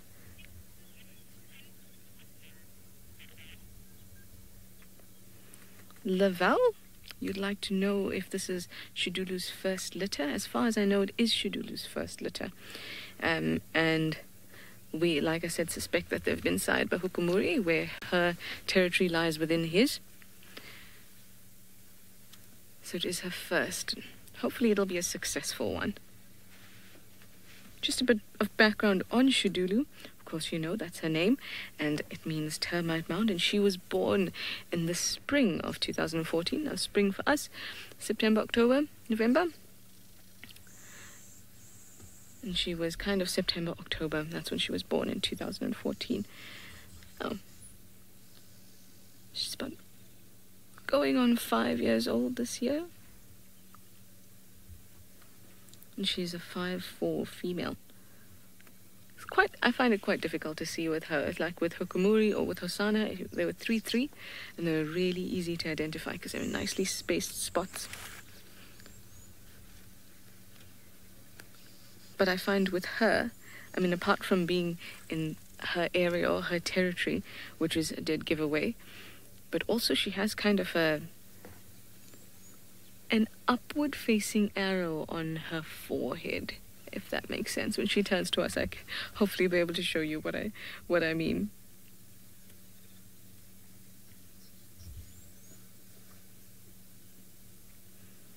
So those cubs were born in December. It's hard to tell exactly when cubs are born because we only know when we see them. So we usually just use a rough estimate. And these ones were born in December of 2018. 2 of them. They are absolute bundles of body fur. They're the cutest things in the world. I really, really hope they'll come.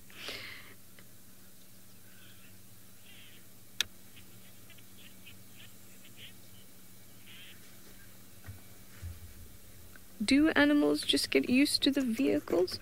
Didn't quite hear the name there. Maybe FCC can help me just now, but animals do get used to vehicles. They sort of get used to the sound of it. Oh, she's on the move, she's on the move. There she goes. Oh no, where's she gone? Okay. As you can see, there's heaps of vehicles in front of us, so we've got to follow them first.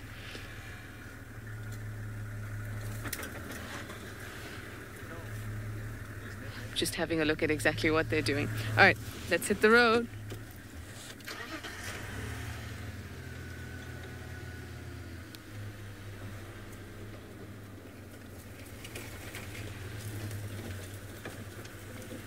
Maybe she'll be leading us to her cubs.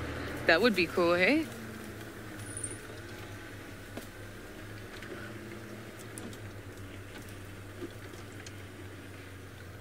Okay, I am going to drive. That's what we do best here, isn't it? In the meantime, let me send you over to Patrick and the Mara, who's doing the same. And let me look for this girl.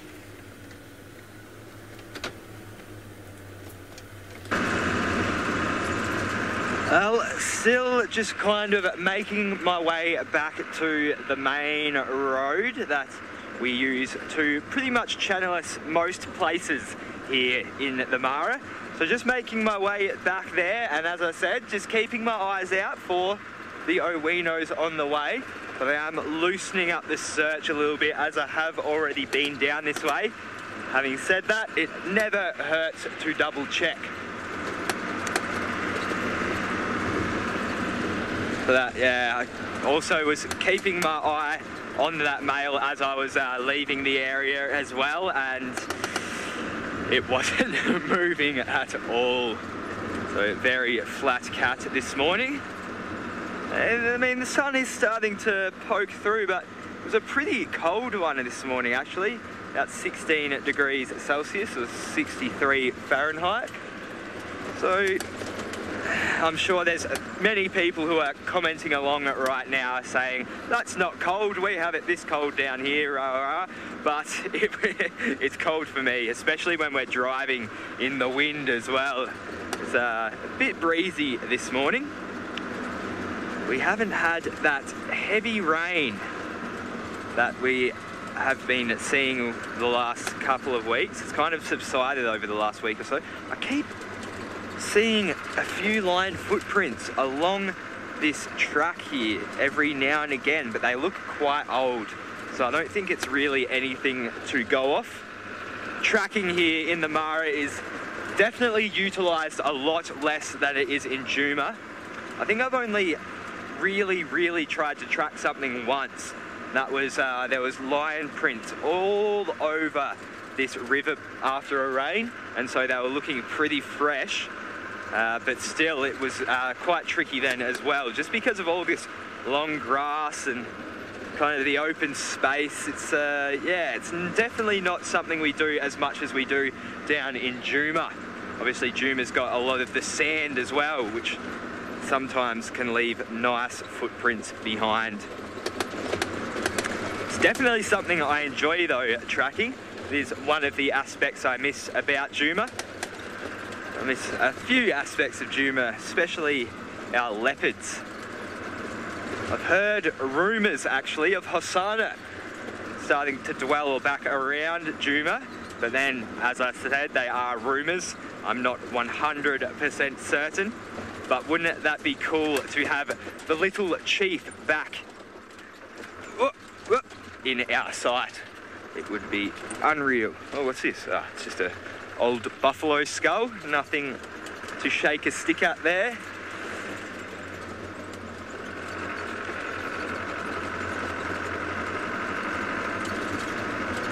Sylv wants to know if I'm near Angama Mara right now. No, I'm not. So I'm pretty much in between two lodges up on the escarpment. So Mara Angama is right down to sort of in that westerly direction, and Mara Ngai is sort of in the easterly direction.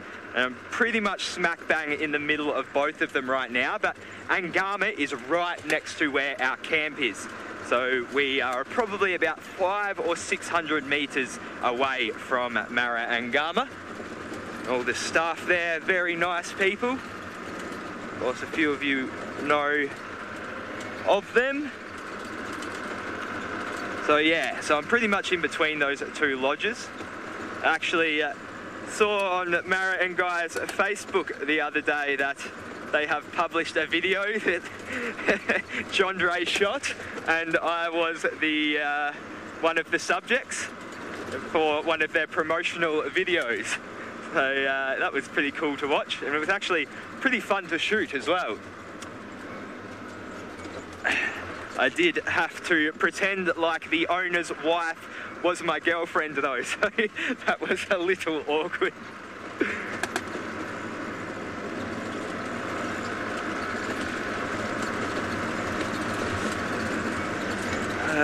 This long grass, gee whiz.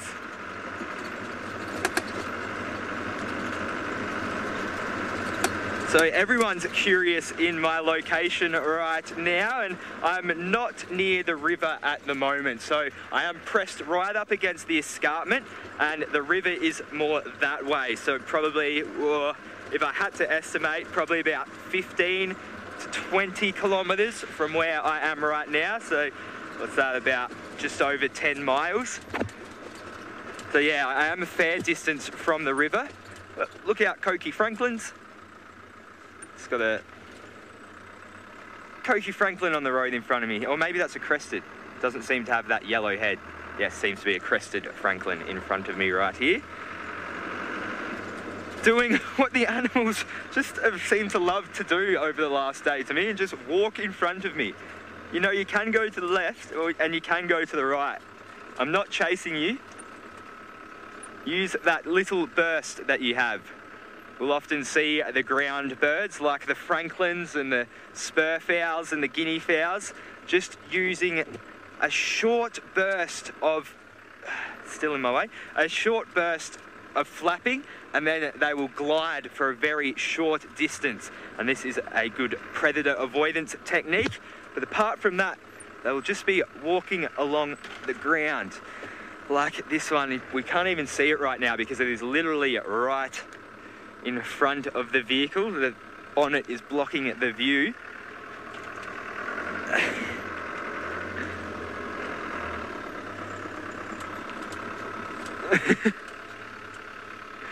Well, I'm going to try and negotiate this little tiny roadblock, send you back over to David. Shoo! Shoo! Aha. We've negotiate 3-point turn, 5-point turn. I haven't gotten the sausages, but I think I got a wonderful sighting here. I got these buffaloes and the cattle egrets. Look at the height of the grass. Trying to imagine a buffalo going 1.2 meters in height. Just see how tall that grass is. And this to me makes one of the most beautiful sighting I've seen in a very long time. Now the egrets are trying to balance, because what's happening here, the buffaloes haven't started to move.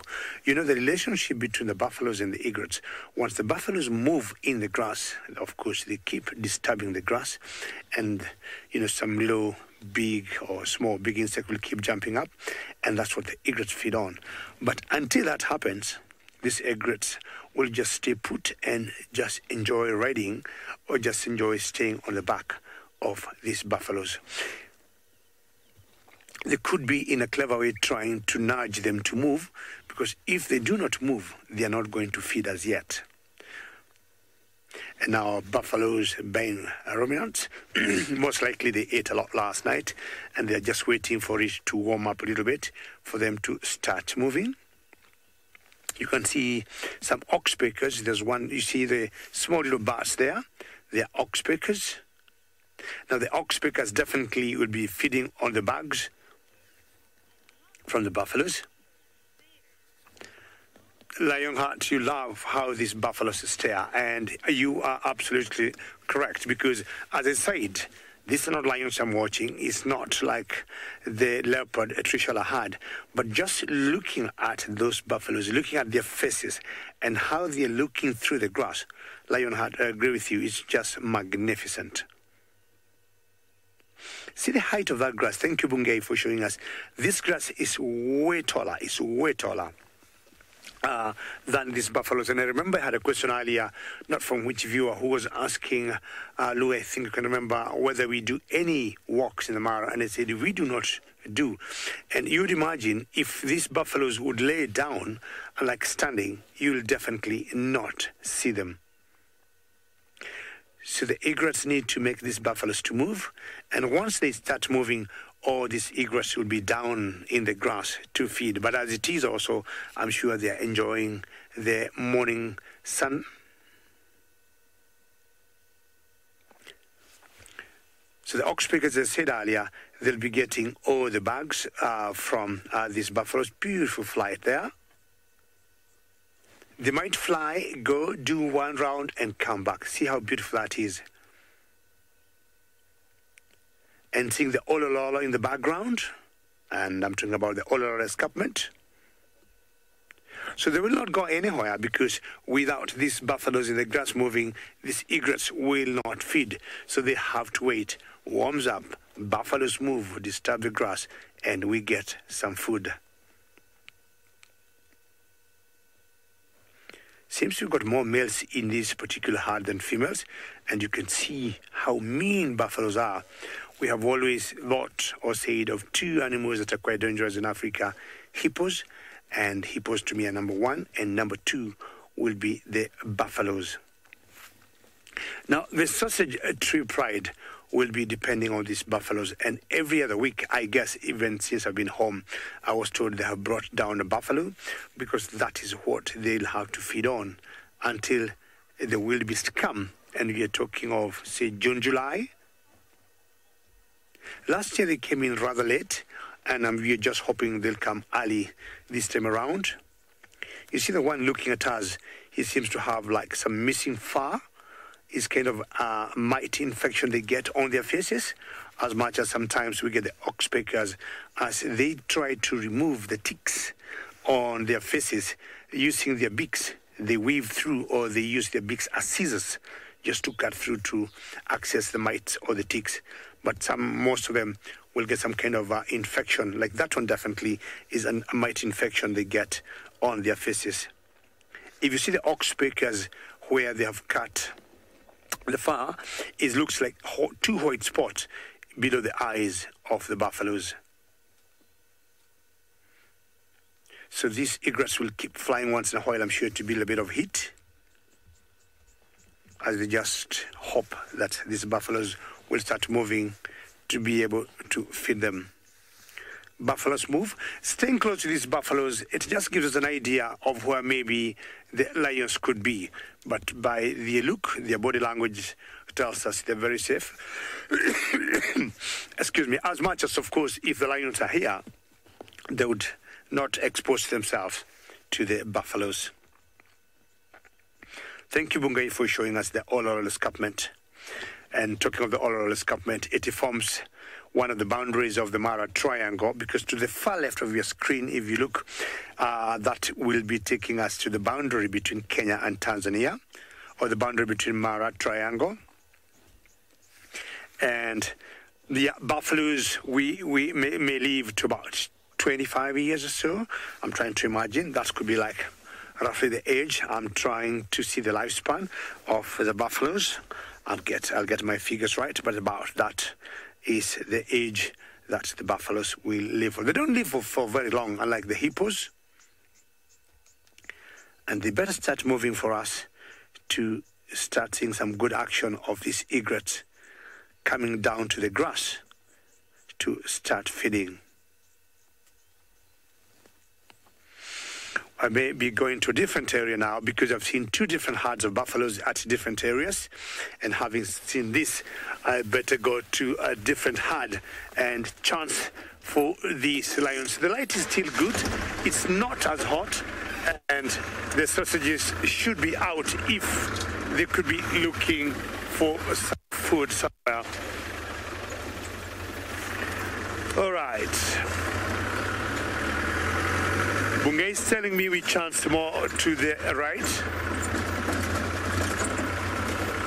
Carol, I'm not sure your question is, do buffaloes stampede? Yes, for a good reason they will do that. But normally we have seen there will be sparrow doing a lot of stampeding. But should the buffaloes, for example, pick up lions trying to sneak on them, they definitely take off and they stampede, and anything that comes on their way, they just run over it, including any cheetahs or any cubs of any cats. They'll always, just go over it. They don't want to take any chances. Yes, they do stampede, but I think the best carol stampede I've seen is always from the wildebeest.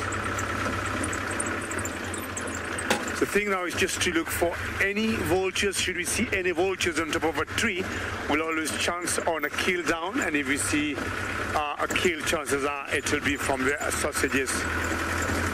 I'd be very happy to see them on day one for my drive, having been home for about 3 weeks or so.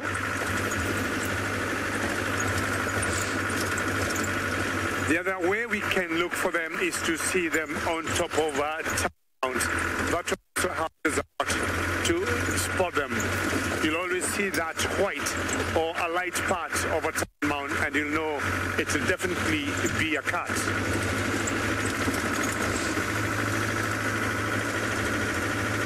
I felt pretty good now, pretty warm. I still have my green signature shuka, which I've missed wearing since I've been home.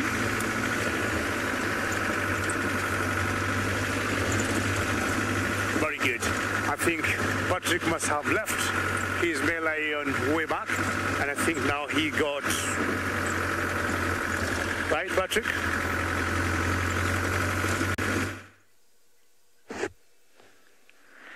Yes, I have left the male lion, but I have found a very cool eagle. Now, I know that David earlier on today played Guess the Eagle, so let's play round 2 right now. Use the hashtag SafariLive or the YouTube chat stream, but I'm sure this one is going to be a quick one because this one is quite very easy to distinguish.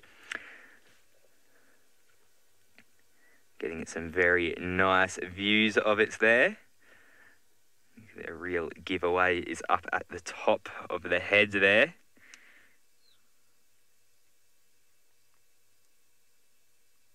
So just wait for everybody to have their guesses.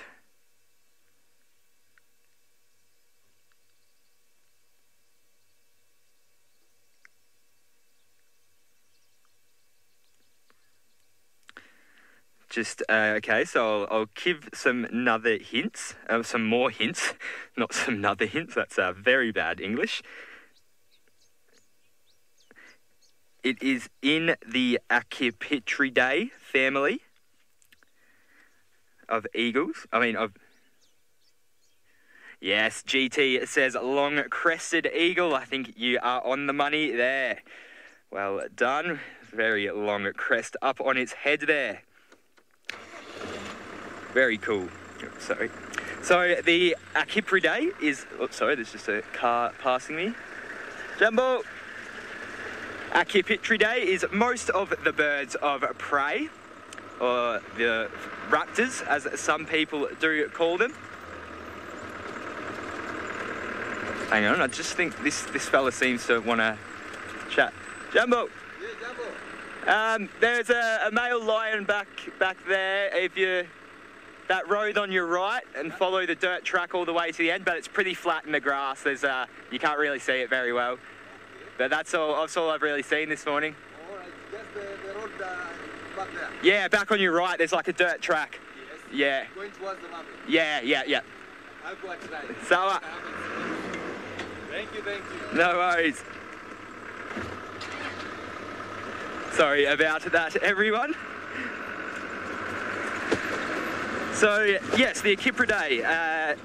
And the funny thing is, I always assumed falcons would just be a part of this group, but they are actually not. They are more closely related to parrots than they are to the raptors. They are in an order of their own, the falconiforms. So, I am going to send you back down to South Africa now with Deirdre. very good morning to you. Morning, everybody. I'm Deirdre, and I've just taken over a little portion of the bushwalk from Jamie. I've just come to show you a beautiful flower at this time of the year is a wild foxglove. But I actually want to take you inside the flower. And as Gendre zooms in, I'm trying to hold it as still as possible, but you can actually see all those lines.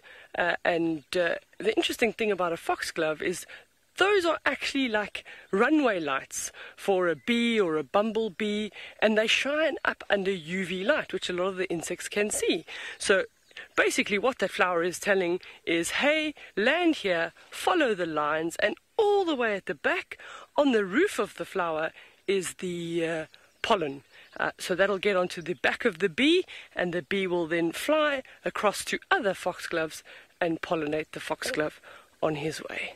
Fascinating world that the insects are in.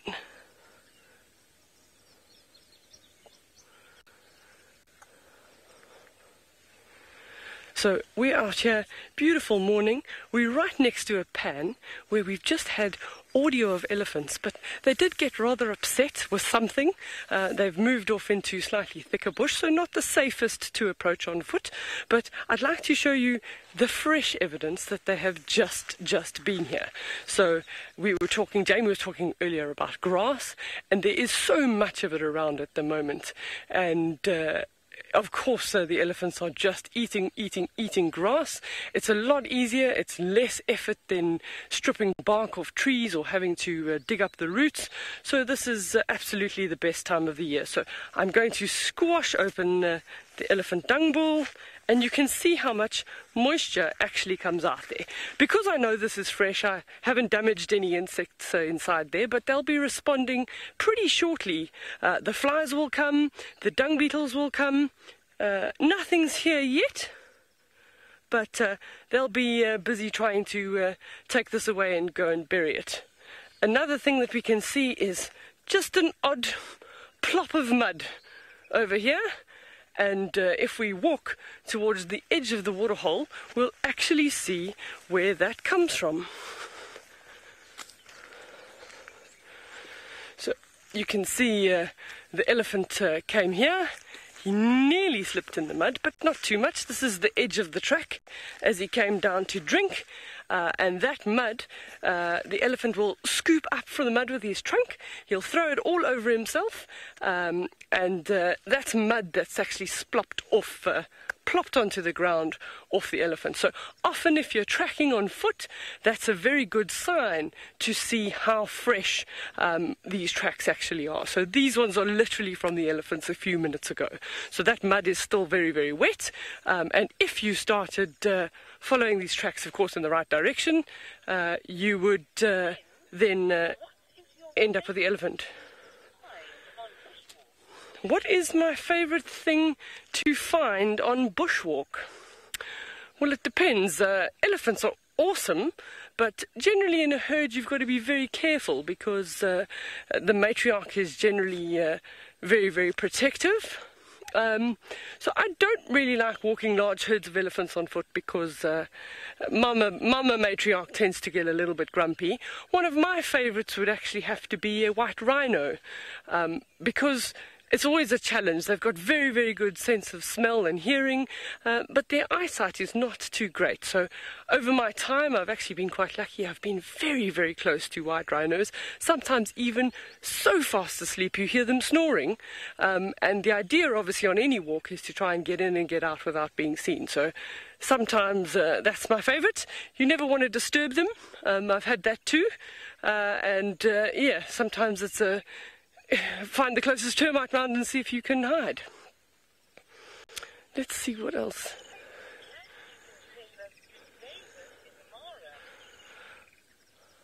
Okay, well, we're going to move on and see if we can find some other critters on our walk. So we're going to send you back up to David in the Mara.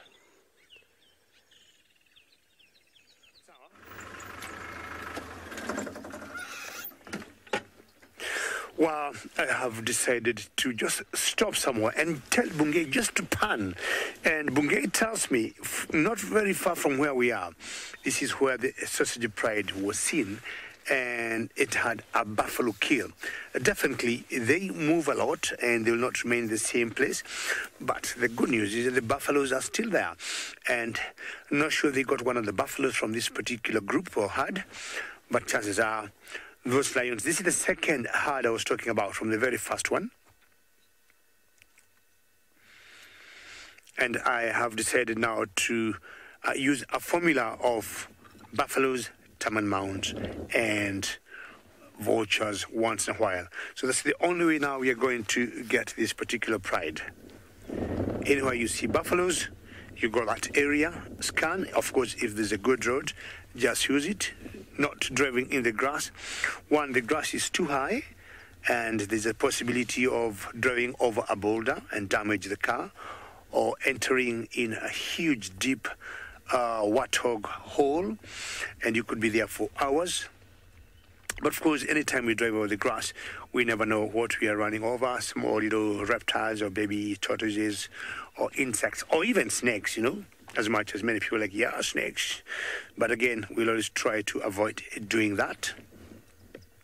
So this is the second herd of buffaloes, and if they're not here, I may just now decide just to drive any road that I take and keep chancing. How long ago, Bungay, was that kill? A week, two? Bungay tells me it's a week ago since that kill was of the sausage girls. And if it's a week, and now is, yeah, they should be able, or they should be going for another kill now. So what we'll do, we'll keep moving on and first take you to Shala, who is still telling us something about the buffalo, the leopard in Joma. Yes, well, we did have her. She's just highly, highly mobile at the moment. So she stopped just for a little bit, but now we are on the chase again. And it's so hard to see her in this grass. You just see that white tail, the underside of it, which is really meant for her cubs to be following her, not Trishala. But nonetheless, it works. Where did you go, girl? Where did you go? She's going to the Okay.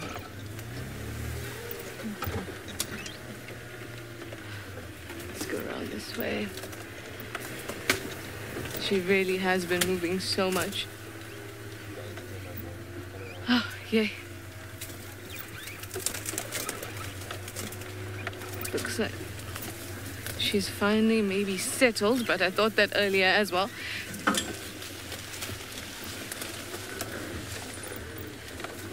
And not so much. Let's see. Remember I was telling you about how when you drive through thick bush, you get all sweaty and then you start to pant? It's harder than you may think.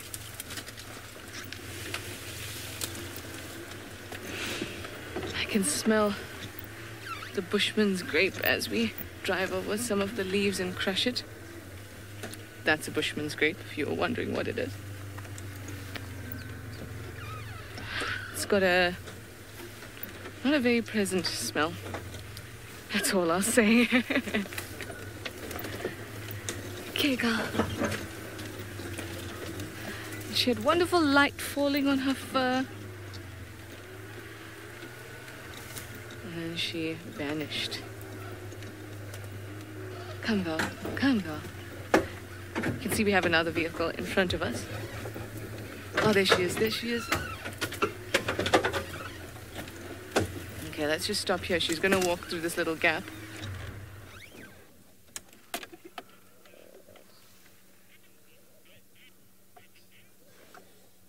Ravinda, you want to know what places she's in right now? She is still in Juma. There she goes, walk past. There she goes. Finally got a visual of her. That's quite cool, though. See her go through the grass, and you can see exactly what we mean. She still is in Juma, although she is on the western edge. of Djuma at the moment, which is the part that encompasses her territory. But it is quite thick bush.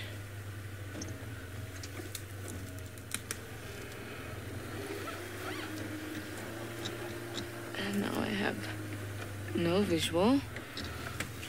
Let's try round this way.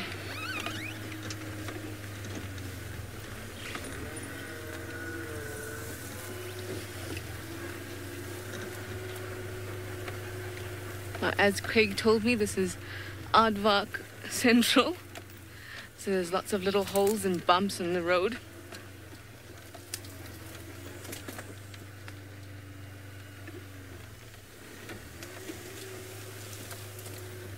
Where are you, Puppet?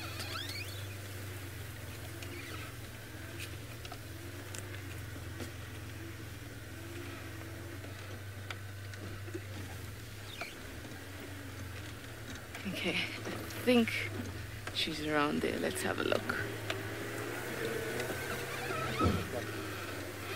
There she is.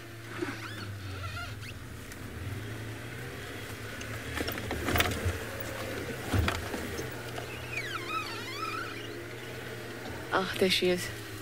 Come on, girl. No, very, very dense. Okay, I'm gonna try and get us a good visual. Hopefully she'll stop and she'll actually take a seat somewhere and we can discuss her a bit more. In the meantime, let me send you over to David in the Mara for a bit of an update.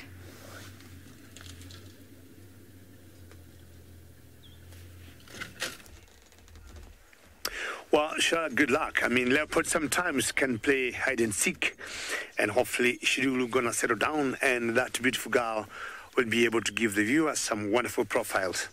Well, from a distance, we have always thought hartebeests look like lions, you know, from their color, and especially when they stand on such Taman Mount. And I first looked into Bungay, voila, there the lions are, but just realized, you know, these are lions with horns, and I'm like, oh, not exactly what we should be looking for. But these ones are called the hartebeest. Sometimes locally here, we also call them Kongoni. And this is one area we have always seen them, because when you come from the camp and you drive through for like a whole 20 clicks, I'm talking about 15 miles, you do not see one Kongoni or one hartebeest. So there must be something around this particular area that they feed on. We are right at the very base of the oral escarpment, and I got a feeling there's a particular type of grass or plants they usually get. And here both males and females will have the horns, sometimes very difficult to do sexual dimorphism, of course, in these hartebeests, but of course you can tell looking at their genitalia, but that's looking at the heads or just the body from a distance, excuse me, the males and the females will practically look the same. Animals, animals of this size, the hartebeests to me are the fastest. These, well, we look at Thomson gazelles, which are much smaller, but when you go to bigger, I would say herbivores, the hartebeests are the very fastest animals that we got in Africa. Always going in groups, very unusual to see one, and of course their strength in numbers. That way they're able to look left and right to see for any danger. Occasionally lions have brought them down, but I'm talking of a pride like the sausages. Chances are they will not bother to bring such a small, you know, they won't want to burn so much kilocalories of energy to bring a small antelope like this down. Remember, we are always very happy to hear your comments or questions, as usual, #SafariLive on Twitter. And the inner side of the ears of these animals are always looking very beautiful. Not sure that has a split ear. The left ear, Bungay, I don't know whether we can be able to have a better look of it, but it looks like it's split a little bit. Yeah, I think it's split. Yeah, the left one. And not sure because of age or it got itself damaged by a little branch in a tree, or someone wanted to bite it, or it could have some infection. You never know what could have been. You're seeing all the swallows flying up there, and catching anything in the air to eat, an insect that could be flying. That's what they catch. Now, being in such a location that on top of that termite mound, it's able to see, and see how they just plonking, boom, boom, boom, boom, and with its youngster following behind. How beautiful is that, eh? Now, my worry is they don't run like that and end up in the jaws of lions. But something just made them run, and that's just beautiful to watch.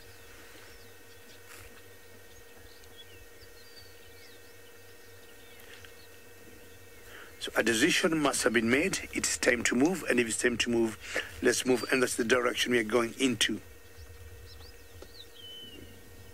You rarely see them drinking water. I mean, they'll always tend to eat a lot of herbivore, green grass. Jory, I love the way you say the faces they got. And when you look at them with your ears open like that, they just look wonderful. And not sure you know of the toppies. They're very similar to the toppies, but of course the toppies are much darker in color. Very good. Okay, Paka, let's go, Paka. All right, there's a small little boulder there. So the search for the sausages continues, and I have decided to take it. Maria, good question. Can cheetahs take down a hartebeest? And the answer is yes. Yes, in the sense that if it's a youngster hartebeest. And also, yes, a fully grown one, if you get 2 fully grown cheetahs, or what we call a coalition of cheetahs, say 2 males or 3 males, or what we call the 5 musketeers that we find here in the Mara, they have been known to take down a fully grown hartebeest. But Maria, under normal circumstances, 1 cheetah on 1-to-1 will not take down a hartebeest. They're just too big for them, and I would say also dangerous to bring down because of the horns.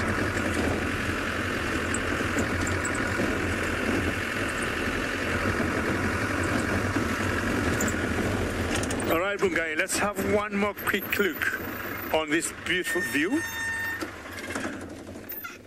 And just chancing if we could see any cats around this area, but I don't think there's any. I'll just pause here and wait here for a couple of seconds and you keep searching. But in the meantime, let's take you down to Juma, to Trishala.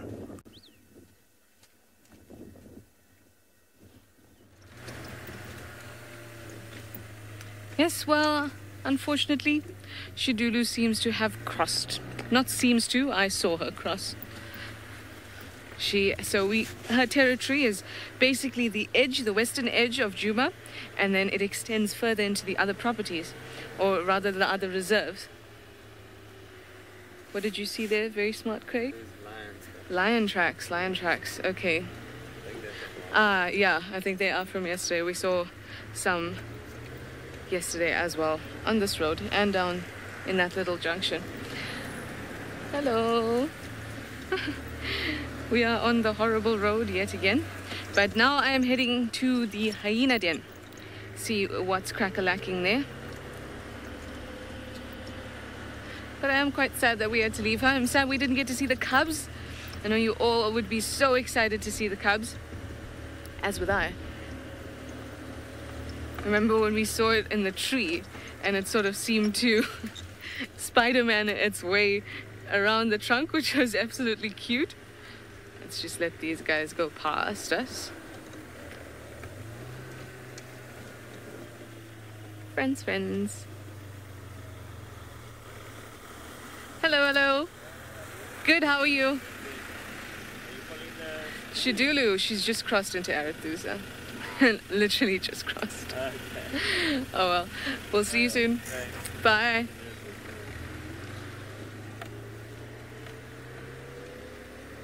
What's really nice when you get to know the other guides and you get to speak to them a bit more, especially for us newcomers who really hardly know the guides very well, the other guides in the reserves, is that you get to network well, and then you actually learn about sightings. People call you, they message you, and they want to let you in on where the sightings are. So it's always a good thing. Say hello and be friendly. But that's always a good thing in life, everybody. Anyway, I am going to make my way to the dead. In the meantime, let me send you back over to David and the Masai Mara.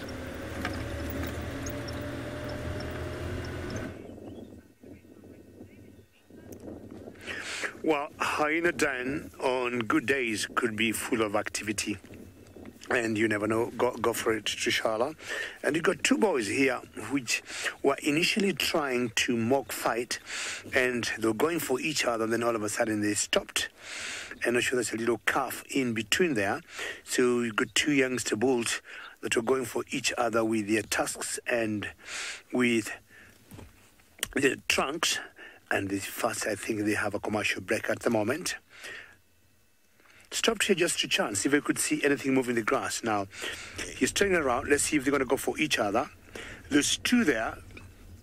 And let's see who is going to wink first. Trunk up. Are you ready? Excuse me, got my gloves on. So we need that small little calf out of the way. And you can see the one on the left is like trying to, warm up. I'm in good shape. Anytime you're ready, let's do it. So what I'm saying is, let's see who's going to wink first. The one on the right have a little shied away a little bit. Initially, it looked more aggressive and more active in what you'd call a spy. It wasn't actually a fight. All right, there he goes. All right, there she goes. Let's see what happens there. Boom. Okay, push. Not sure we can hear that. There's a bit of trumpeting from a distance.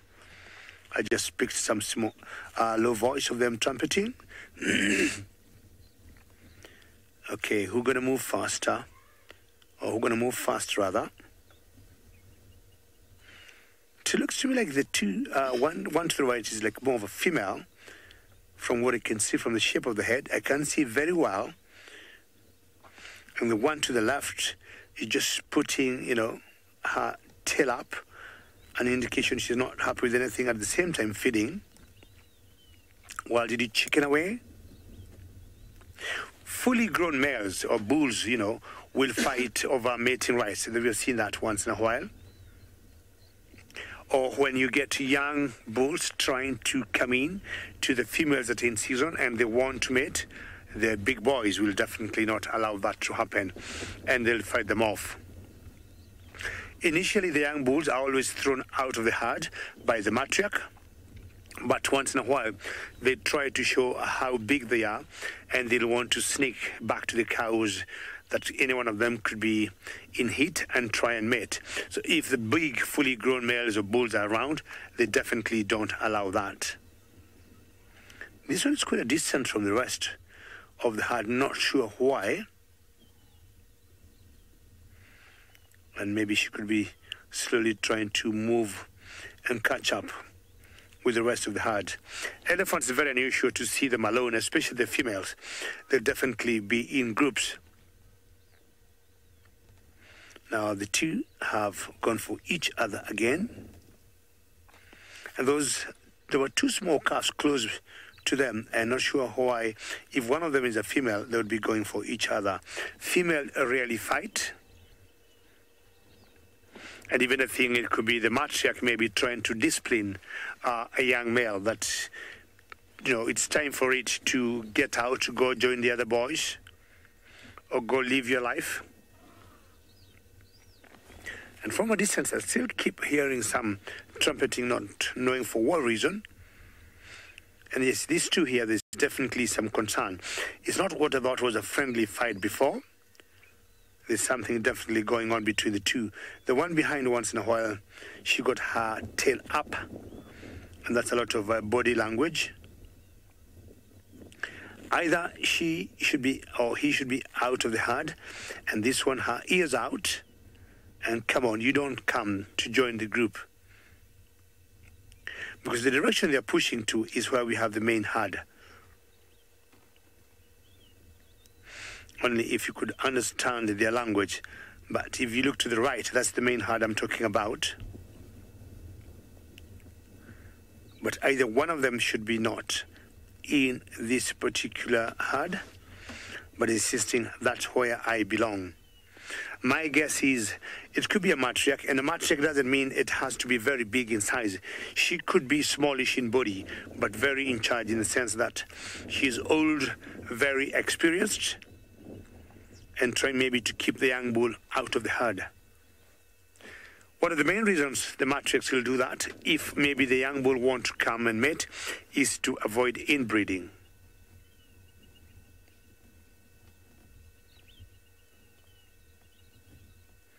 And I just wish in the process of us watching this, the lions would pop up.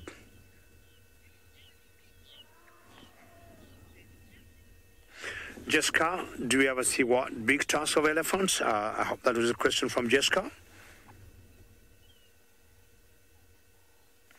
And if that was the question, we have always seen some males with very huge tusks, if that was a question from Jessica, and not as it used to be. Along the way, generations have changed, and what we're seeing is shorter tusks with time.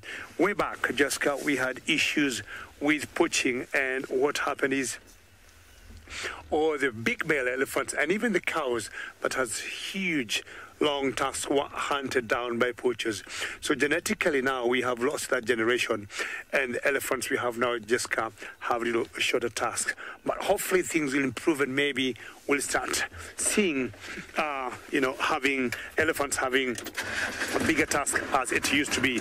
But those ones of, like, I would say 30-40 years are normal. Poaching was an issue, but the good news, Jessica, now the game rangers have been doing a very good job to contain that. Well, we need to move, take a different road and chance on our lions that we've been looking for since morning. Only I think Patrick has been very lucky with one male lion today.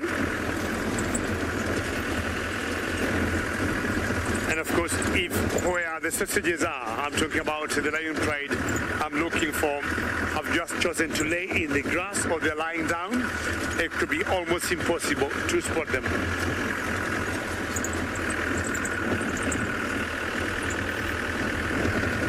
I'm not sure whether the question was the animal that's most poached here. If that was the question, I would say today it's the rhino.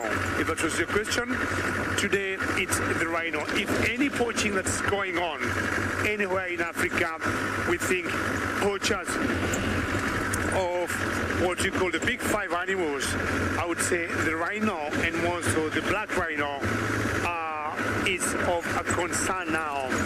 And we're looking at the IUCN listing of the black rhino is on the red list, is on Appendix 1, and I would say currently it's very highly endangered. So we have the game rangers working all around the clock in the whole of Africa, or of all the countries where we have rhinos in Africa, just to make sure they keep the poachers at bay. Otherwise, it's a very big concern today.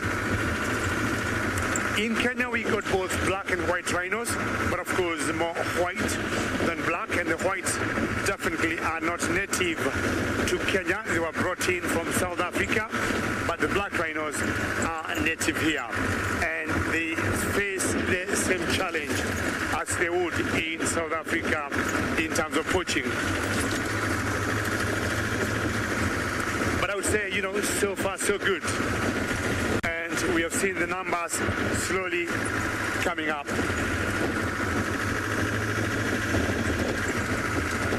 I might have missed there something, Lou. Did you want me to link away to someone?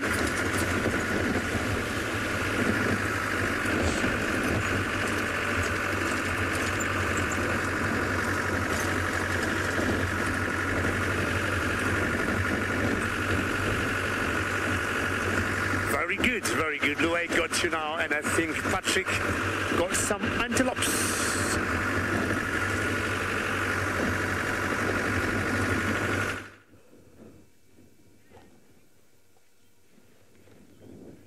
I have many things right here. What we are looking at right now are two warthog. It looks like the one on the right is a female, and I'm unsure of the sex of the one on the left. There's two ways we can tell. We can look at the back, see if there is genitals present, and we can also look at the faces. So the males will have 4 warts or lumps on their face, whereas the female will only have 2. But this area I am in, I think I'm going to take the liberty to call it herbivore heaven, because there is quite a diversity of grazers around at the moment.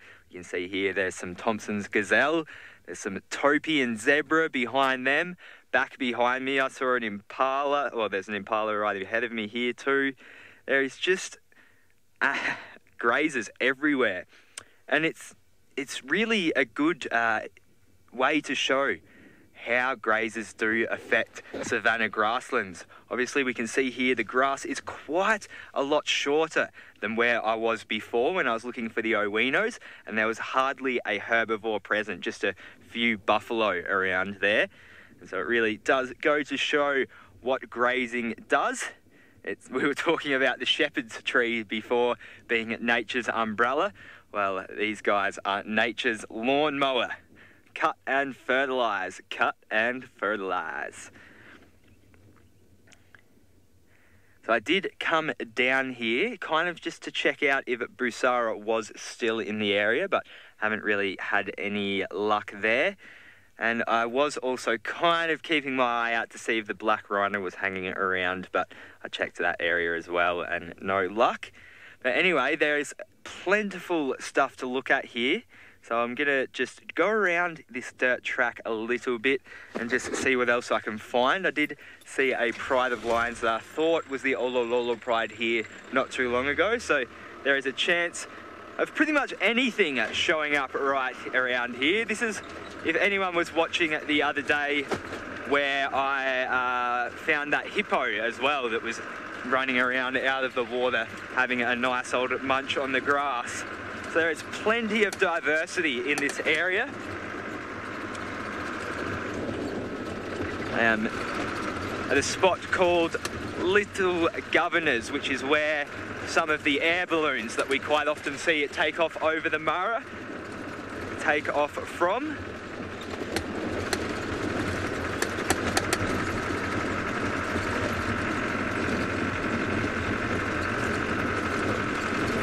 Oh.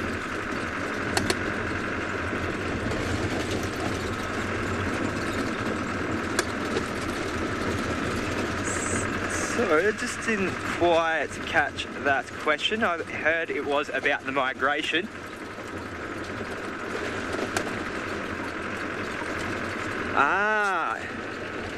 So Zengele is asking, do I think climate change will change the migration this year?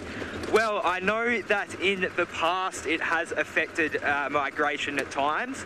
Obviously, the changing climate cycle changes the amount of rainfall and the timing of rainfall, and this can affect migration. I think last year they were a little bit worried that they might not even get the migration because of the rains, but ended up getting a very good year, in fact. So it is a bit hard to guess right now. It is, I think, a bit of waiting and seeing, but at this stage, hopefully we do get it come at a good time. But yes, I do definitely think that climate change can and will impact migrations in the future, unfortunately. But yes, that's another good way to see just how much grazing impacts the land. Is you'll see during migration this year how much the landscape does change. The grass becomes a lot shorter as the zebras come in and then the wildebeest come to get that shorter grass.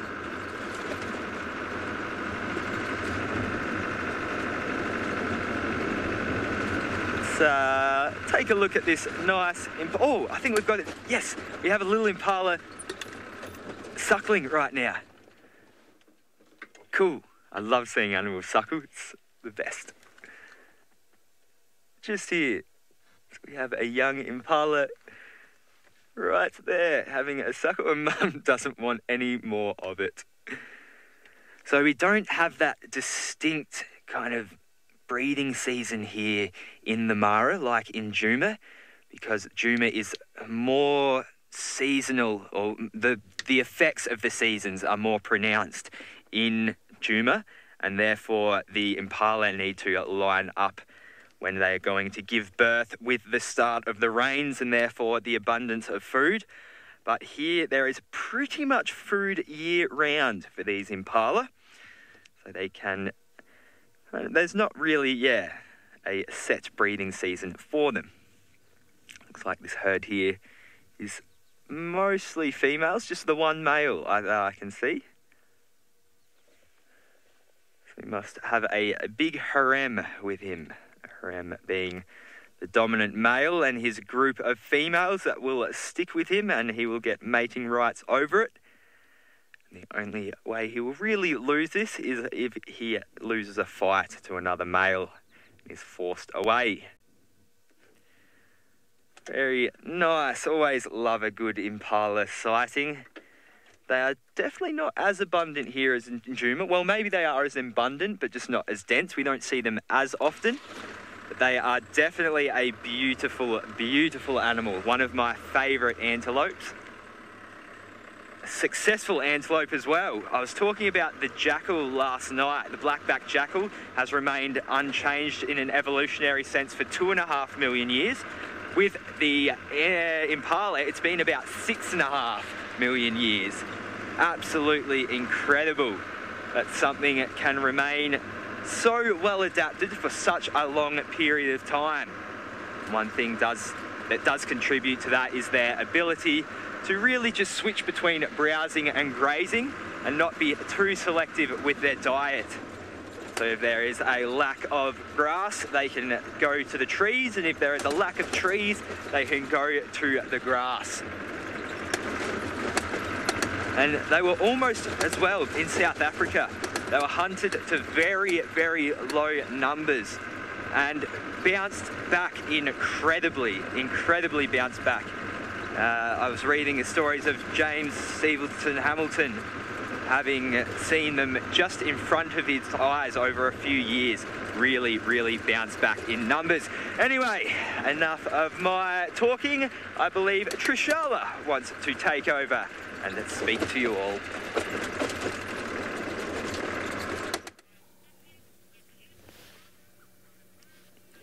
We have just been so lucky today. So many nice things to see, elephants and Dulu, and now we have lovely ribbon. Unfortunately, the cubs are not around, but I suppose the adults need some attention too. Those cubs have been getting so much attention. Not that I can help myself. I mean, if I could collect them all and live in some farm in the middle of nowhere, it would be with hyena cubs. It really would. So here we have Ribbon just chilling in the second entrance, or rather on the side of the second entrance to the den of the Juma clan. She's doing what lots of African predators do best, and that is chilling. Yep, they chill hard, they just relax during the day, and now it's starting to heat up quite a bit. They do have the luxury of their front plunge pool, of course, because I have said this is like the hyena resort. This is the nicest den I've ever seen them in.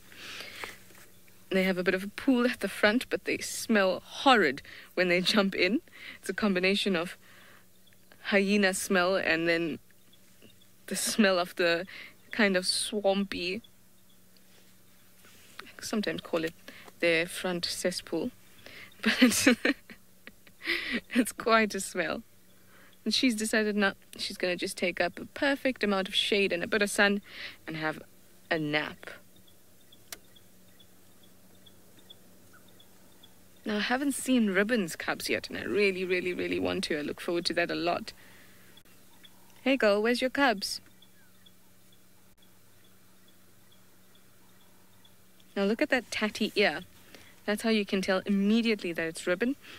That left ear looks like a 3 almost. It's got that notch. And then at the top, oh, thank you. She's just showing it to us better. And at the top, she's got that an extra notch there. The shape kind of looks like a leopard's ear a bit, with a notch at the top. I'm so pleased to see that they're kind of all denning together now. June, Corky and Reuben.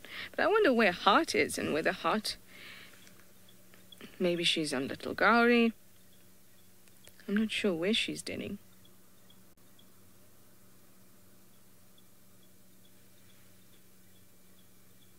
Oh, that looks like a great thing to do on a Monday morning.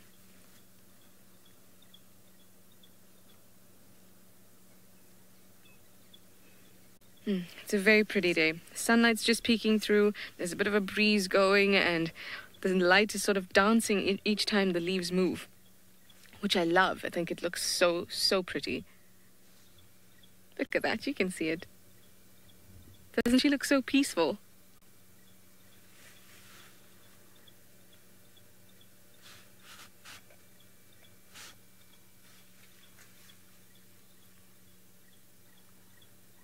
Cute thing. So I drove around the other side looking for the cubs, but they weren't here. And the last time I came around, Plonk was not here either. So I do look forward to seeing him. Hopefully he'll show up. But he is such a scamp. He might be gallivanting in the bushes nearby. I feel like he's one of those youngsters. Ooh, looks like Bushwalk has found some lions. Let's go over to them quickly.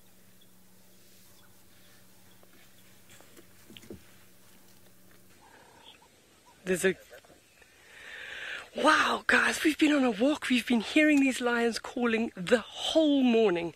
And now we're in a position where we're seeing 5 female lions come down to drink. I'm not 100% sure exactly which pride this is, but they've been calling from all different directions this morning. So just short little contact calls, maybe with some wind last night. They got separated or they were hunting, and they've been trying to get back together. But it looks as if they've all found each other, and now it's time for a drink. Sometimes lions, when they approach water, will be a little bit cautious because there's the possibility of crocodiles at the water.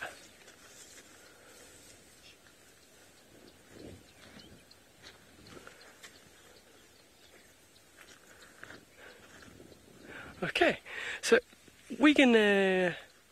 Oh, Jamie's telling me she's going on a short walk. Is that how I understand you, Jamie?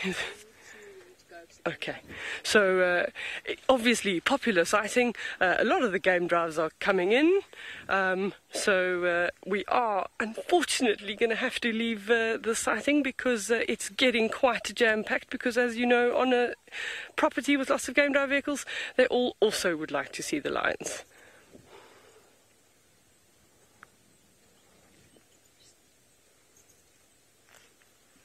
Let's go see what else we can find. Follow me.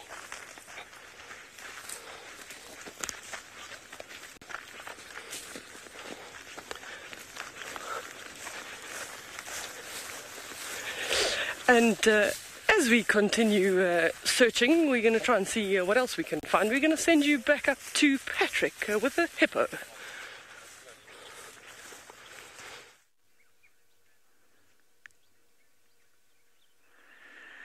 Wow, I've come across a very, very peaceful scene here in this little mud wallow. We have an antelope here, an impala and a male, but to my right we also have a troop of olive baboons. Of course, Papio anubis, quite an easy scientific name to remember, Papio anubis for the olive baboons. But that is not all. In front of me as well, we have what looks to be an almost dead hippo. It's not, it is just relaxing very silently in this little mud patch. I'm actually wondering whether this is the hippo that I saw in this very same area the other day. It very may well be. But it's not really doing much right now. All of the action seems to be, well, not action, but everything, all of the movement seem to be with this troop of olive baboons over here. There's heaps of them coming out now. There was only a few when we first arrived on the scene, and now they have all come out to greet us. Hello. There's a bit of sexual dimorphism between males and females. We can see that this male here in front of us has quite a thick mane that the females will lack.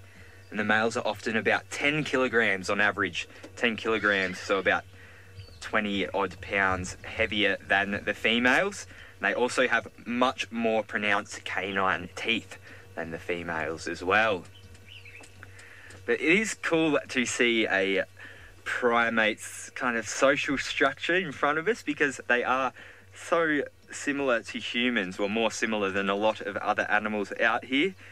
They live kind of same social dynamics, where it's a multi-female, multi-male community, and the males will fight for mating rights over females, but it's quite complex when it comes to the males, because in general, the younger, stronger and fitter males are able to keep off other males so they can mate with a female, but they also form coalitions and little bonds and have little packs together to try and maybe get the advantage over another male that may be stronger and that one of them on their own would not be able to take down. Oh, we've got more on the scene. So just next to the hippo, we have some banded mongoose as well.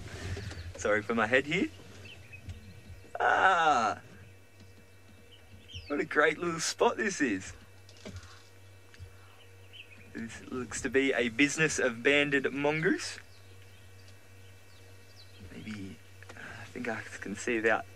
Oh no, the whole gang's coming out. Very cool. So these mongoose, much like the dwarf mongoose, do tend to stay together in their business. Business is what you call a collective group of mongoose. And the hippo, just not even fazed by their presence at all. They are very close. Oh, maybe a little bit disgruntled there, but all in all, pretty. I don't know. Now,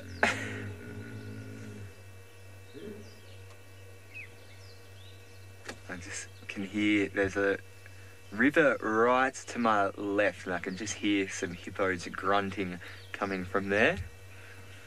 So this one may be a male that has been kicked out and forced over here. We quite often see that, lone male hippos on the outskirts of a water source, just finding the best mud wallow or little water hole that they can.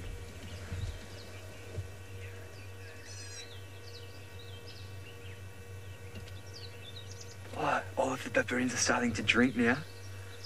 I'm just going to stay quiet and we can listen and enjoy this beautiful, beautiful scene.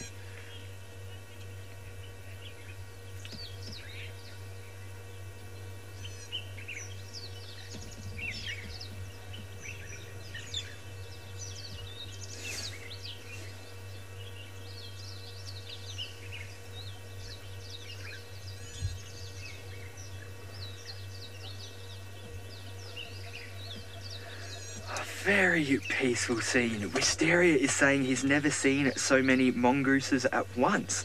Well, yes, there are quite a few together here, but I have seen more. I was actually not too far from here the other day, and a whole heap of them just came bounding across the road. They were on a real mission, but it's so cool to see. Oh, there's even more coming in from the left now.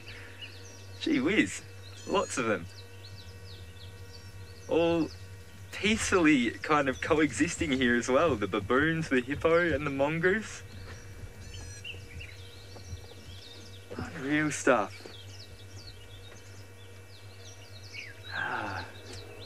So I'm glad I did end up coming down here in the end and switching from a carnivore search to just a herbivore. Well, it wasn't really a herbivore search, it was just showing you all of them.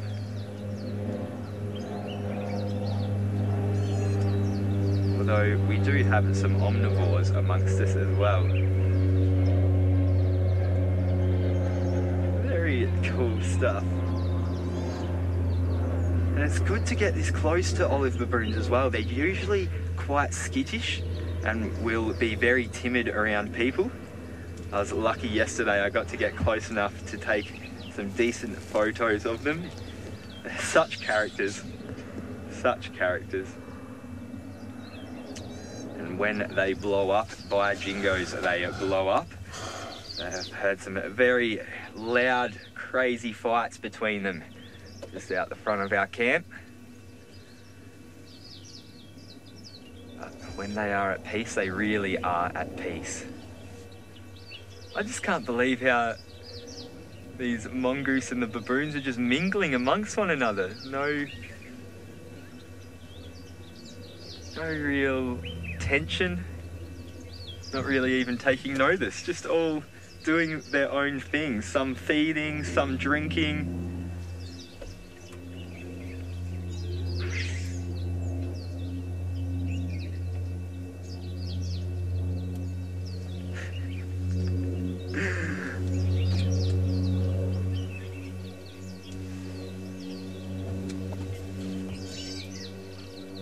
Rafa wants to know, why do baboons always eat off the floor and not get sick?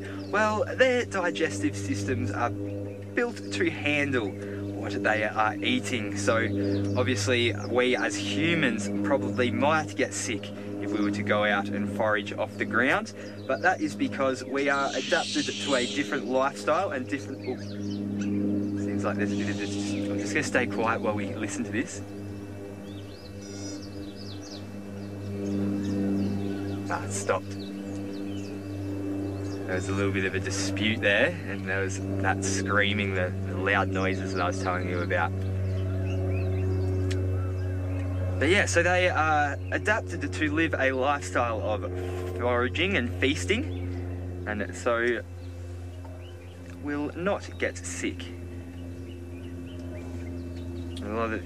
We quite often think with humans that because of the things that we do, that animals might be the same, but that's definitely not the case. Animals are very different, and we've kind of moved away from animals with our evolution of society and all of that jazz, and so we do have kind of adapted it differently as well. These baboons are getting very close to this hippo now. The hippo's got its eyes on them, but... Oh, look at the little baby there as well. You little cutie.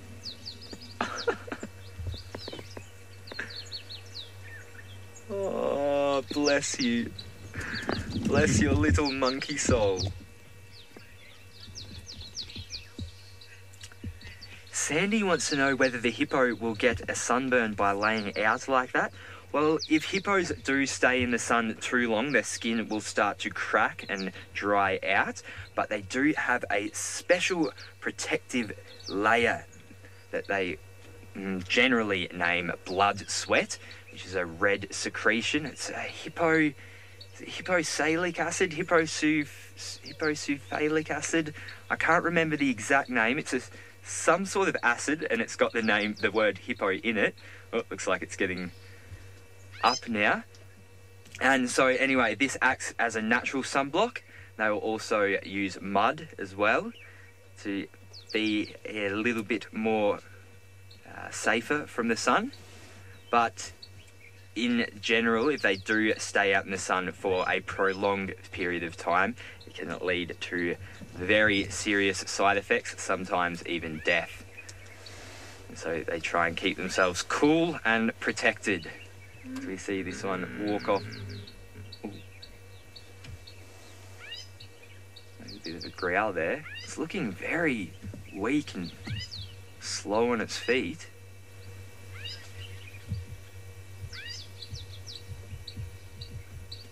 It's looking in a bad way. Poor thing. Moving off into some shade now to get a bit of protection from that sun.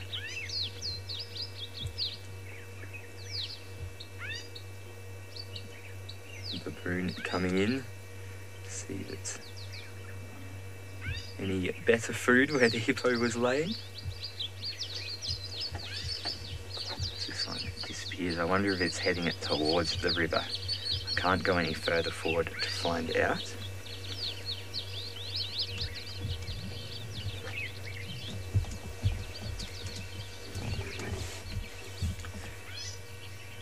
Oh, there's the little bubba again.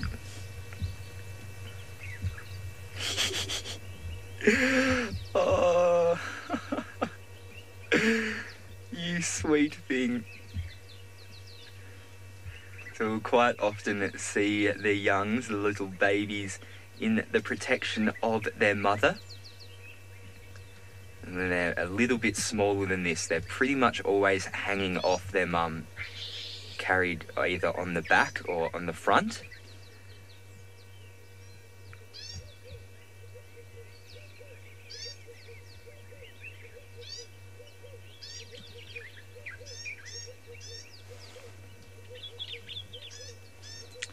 So they really have a wide diet.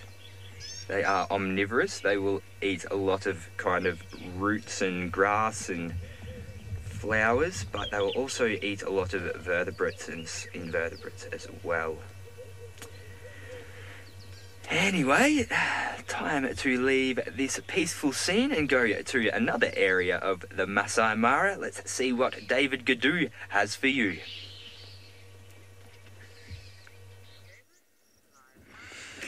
We got a feather friend here, and this is not the reason why I stopped here as much as we got that bird there that we call the yellow-throated longclaw. Yellow-throated longclaw. And before she left, I'm trying to get it on my phone. Let's have a look at that one there. And yellow-throated longclaw. It's not showing up where I wanted to show, but there was a very beautiful bird there that just flew away, and that was the red-billed. Can't still see it. Let me just move forward a little bit and so they can see why we call it the yellow-throated longclaw. Let me turn to the left a little bit and tell me, Bungay, if this oops works fine. How is that, Bungay? And then you may be able to see it better. And look at the throat. Pintail wider. And see, that's the bird I'm talking about. See how he got the black there. But this is the yellow-throated longclaw. But before I stopped there, I stopped for a different bird that's called the pin-tailed wider. And why I stopped is because of how beautiful that bird is. But now, let's first deal with this one. It's a pretty small bird, and I have always personally complained how some of these birds are named. It's small and has such a long name, yellow-throated longclaw. What do you think of that for such a small bird? Well, this is how it is. But next to her, there was another bird there, a wider, that as much as you have the long, tall grass at the moment, widers, widow birds are taking advantage of that to breed. They are feeding on the seeds, and some of the Jacksons or some of the widow birds are using the grass to make some nests. Now, Bungay, if you come to the dashboard, I don't know how the sun looks like. I want to show the viewers why I initially stopped here. It's because of that bird there. Let me know whether to bend the phone board. Very good. Now, that is the pin-tailed wider, and we're just sitting next to that yellow-throated longclaw. And it's so beautiful, and they normally come out around this time around because of the tall grass I'm talking about, which they'll be feeding on the seeds and be making nests with. But I want you first to see the long tail of that particular bird. Now, that is the male on top there, and below it is the female, and you can see the difference. It's another male, sorry. Let me just go up to show the female. And here, what I'm pointing there, that is the female. You see that? Now look at the difference between this female and that male there. You might think they're two different bird species, but now this one is a transition one, as it says, but currently what we have in the Mara Triangle is that one in top. It has a red bill and black and white, and that's a pin-tailed wider. Now, this tail will remain where it is during the breeding time, and as soon as the breeding is finished, that tail will disappear and it will be looking normal. We have another yellow-throated longclaw right here, Bungay, and Maybe it could be a pattern of the one we saw before, but this is much closer. Now, very difficult to tell males from females in this long clothes, unlike the pin-tailed white that we just saw. Thank you very much. And I think they call the long clothes because if you look at them carefully, look at the claws there. Very good job there, Bungay. And I think they'll always use the claws to dig some worms from the ground. Maybe that's how they ended up getting that name, yellow-throated long claw.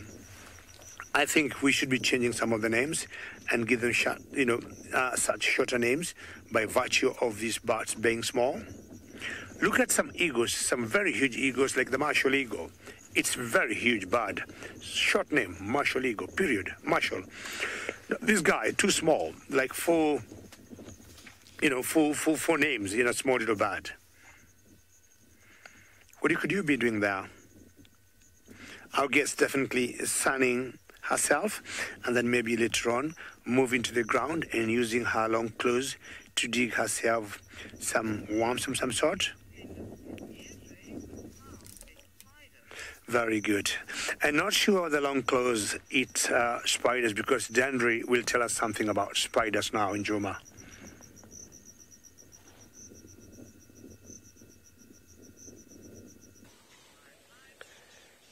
Here we are, we're on the path and we were just walking past and we saw this beauty. Have a look at her.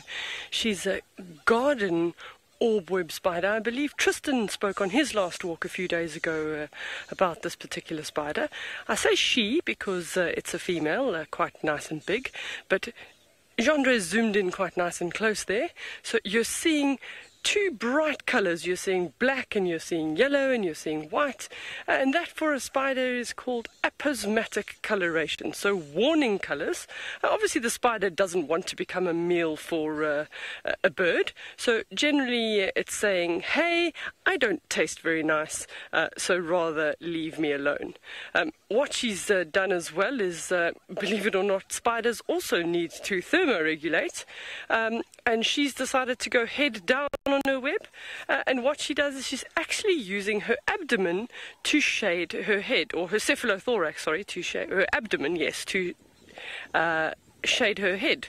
And the very interesting thing about these spiders is that we're not seeing a very large web here. You maybe find that an animal came across the game trail and broke the web, but she'll very quickly rebuild another web. And they build sticky sections along the web, and those obviously is what the insects get caught in. But the stickiness only lasts for a couple of days. So every couple of days she's having to take in that silk, so obviously just rework the proteins and then reproduce the silk so that she's got more stickiness. They can generally small prey, so flies, all sorts of insects. Sometimes we see a yellow color to the thing, but that's why they call them golden orbs. But not so much on this particular web. And we were talking earlier about bees seeing in UV light. One of the reasons for the orb webs to have yellow silk is to attract bees. So from spiders, we've got to move across to Pat, who's got some very playful baboons.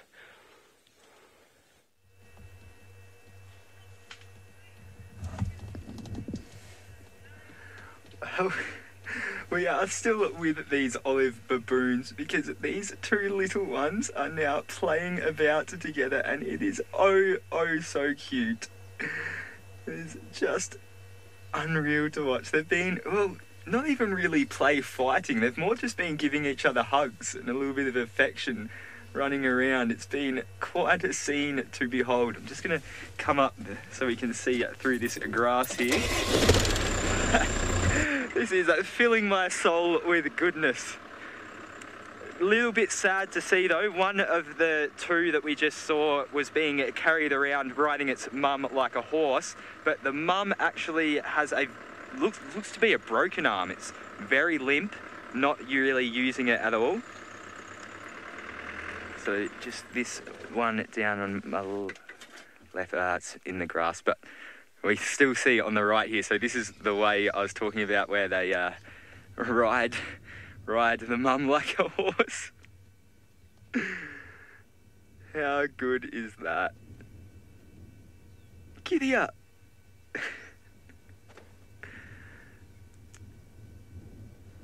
So this isn't the one that was the injured one. It's a different one, but just wanted to show you all the riding there. Very effective method of transport.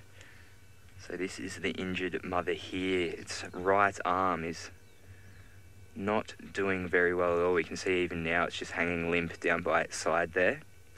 Looks like, oh, thought the little one might have been going for a suckle then. It's crazy just to watch the hands in motion, how similar it is to humans' hands. That opposable thumb, all 5 digits.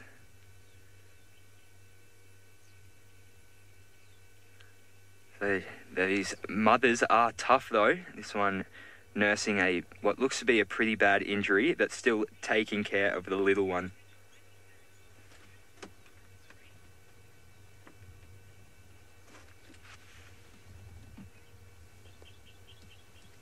So we have a question from Anna Marie. She is asking, what is the average lifespan of an olive baboon? It's around the 25-year mark. So a fairly long-lived animal. Obviously still not up to humans, but still, yeah, fairly long-lived, 25 years or so. It's about the average longevity. Look at that red bum.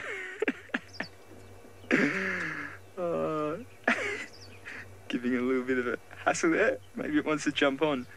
Hey, there we go.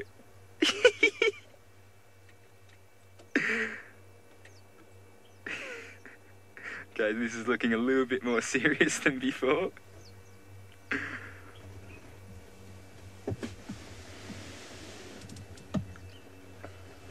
This is so nice to be spending some time amongst a troop of olive baboons. So nice. Get him, get him. Oh. I'm so content with this moment right now. Oh, looks like we've got a male there. One of those definitely seems to be a male. Safi is laughing, saying feisty babies. Yes, they are. They're looking to get up to a little bit of mischief, aren't they? A little bit of wrestling there.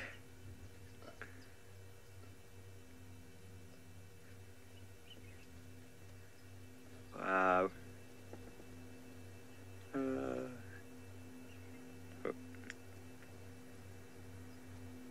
A bit of discipline maybe there.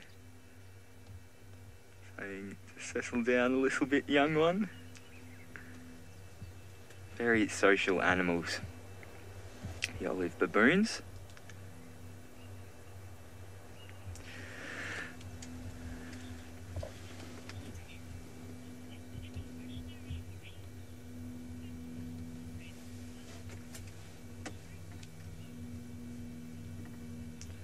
Very awesome. So they're all just kind of coming out in front of me. There's lots of them. Lots. They're literally all around me right now. So we had a question from Sweet History asking about the behinds of baboons and why they are red.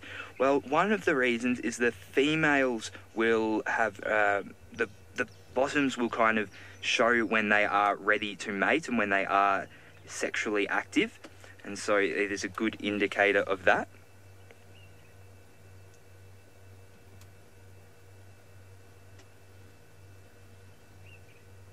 So it's kind of like an advertisement.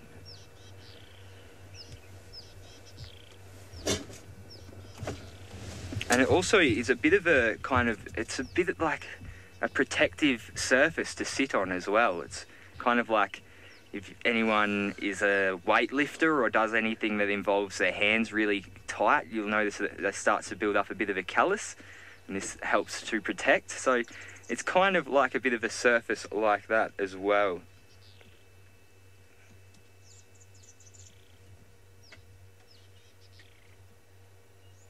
A little bit of older mischief going on there as well. Yeah, so when a female is ovulating, it will swell up the bottom and advertise to males.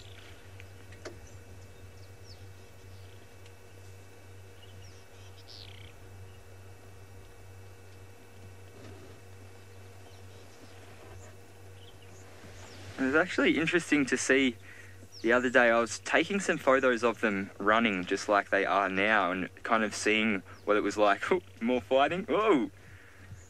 Seeing what it was like freeze framed, and they kind of alternate one arm and then push off and then push off with the legs, and then all four will be off the ground at the same time, and then the other arm will go forward, and then they'll do the same thing. So they're kind of almost using a bit of a swimming motion in a way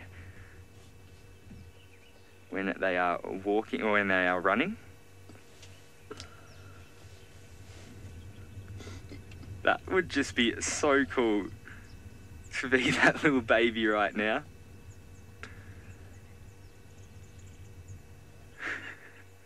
It just looks like someone riding a horse, doesn't it? Everything about it.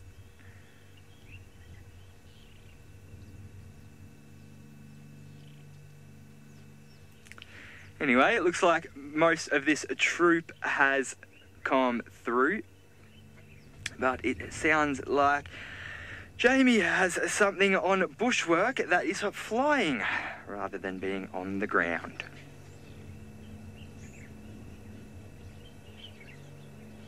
Is it? So, there it goes. Can you believe it? We just had a beautiful red and orange and black butterfly, and I was going to ask the viewers if they knew exactly what it is. It's about to land just below us here. It's been flitting around, working very hard on these flowers, but I'm not 100% sure what it is. There's so many different species. I think it's one of the acrias as well, but there again, another classic case of aposematic coloration, that orange black saying warning, warning, don't eat me. And generally the birds, maybe one bad experience of tasting something that doesn't taste so nice, they learn that coloration says don't eat me. You also have a lot of very smart butterflies that will actually mimic those colors. They're not necessarily poisonous at all, but they pretend that they are. Look at that, beautiful, so nice, almost beautiful windows on the wings, and the nice spots that...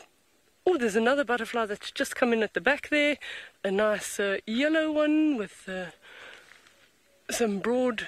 Oh, there he goes. Nope, he's gone. The problem with butterflies, folks, is that they zip around all over the place, and maybe we can zip to somebody else because it's quite difficult to stay with them. There goes a broad-bordered grass yellow, which is a little one with broad wings. I also just saw a tiny lizard cross the road, and I thought we were going to catch him, but he saw me and he thought, no way, I am out of here.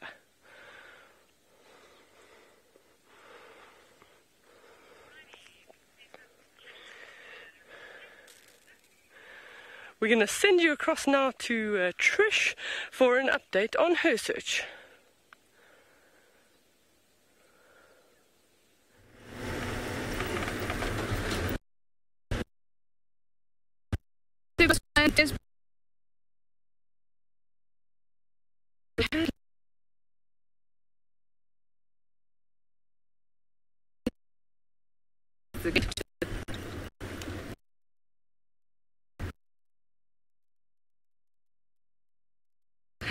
Like that around here, lying up in some shade possibly. So I was trying to race off and have a last-minute lion. It's nothing like a last-minute cat, is there?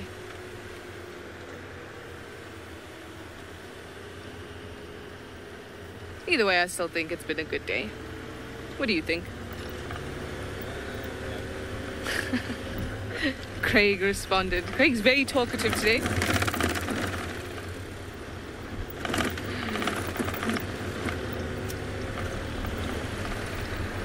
So this is our main road. In fact, this is where when we had Shidulu and she crossed over the big road, this was it. It's called Triple M. And Triple M is where they have seen the lions. But when I did see Rex, you know Rexon takes us, he's our game scout for bushwalks. When I passed Rex, he said they're going to cross any minute. So we might have missed them, unfortunately. But nonetheless, still a great drive. I'm going to try and get off this bumpy road, especially if I don't see the lions. In the meantime, let me send you back up to Pat in Kenya and the Masai Mara.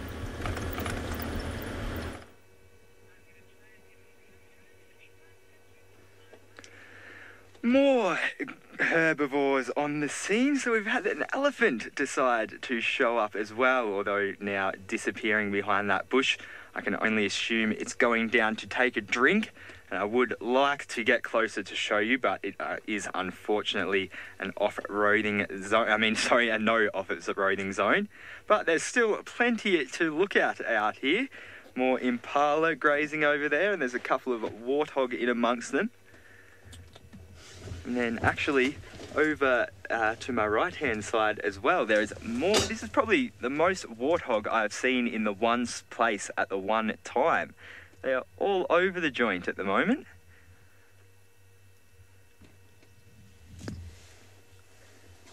It's very cool to watch. It doesn't seem to be like they're doing it, seem like they're doing it now, but when they're grazing it down on their front knees, you quite often see them with their legs bent back, sitting on their knees and grazing away. It's funny. It is very funny to watch, actually. That's the thing I love about animals, is that they, I don't know, just things that they do make me laugh or giggle so much or bring me so much joy, but all they're really doing is just living their life and doing what they can. Ooh, well, Trishala coming in at the last minute with some very, very awesome content. Let's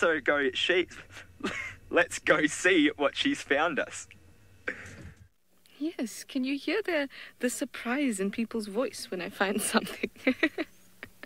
But yes, we've managed to find the lions. And I actually was quite disheartened driving down this road thinking, it's done. But there they were. Just popped up right on the side here. Very, very cool. So I see there's about 4 lionesses and this male in front of us. You can see bits of mane coming in. Oh, you licked that paw. Oh, very, very cute. Now, I think these are the Nkuhumas. It makes sense to me. They are on Juma's side, part of their territory. But I was actually just saying to Lou, yes, Louise is on the back of the car with me. She goes back to Joburg soon, so she's having her last hurrah. And I said, they don't look, something looks different. But then I haven't seen them in a long time. I've seen the Avokas for a bit. I had a good run with them. Had a few weeks of the Avokas, and I haven't seen the Nkuhumas in a while.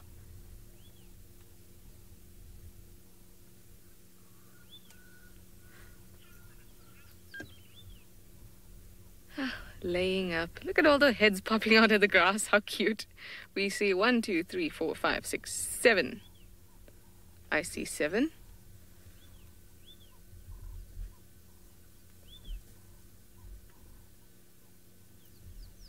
Doing the usual lion thing. I must say that they're not completely flat though. They're not completely relaxed and asleep. Heads are up and there is a bit of grooming going on.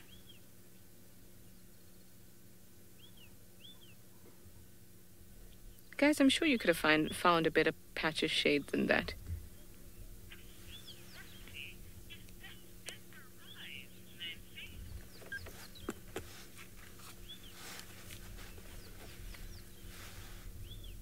Very cool.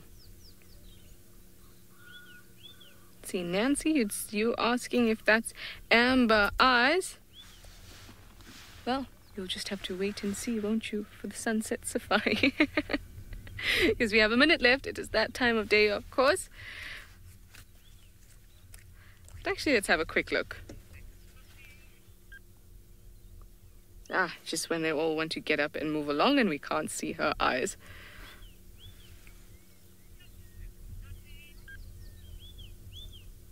Come on, come on.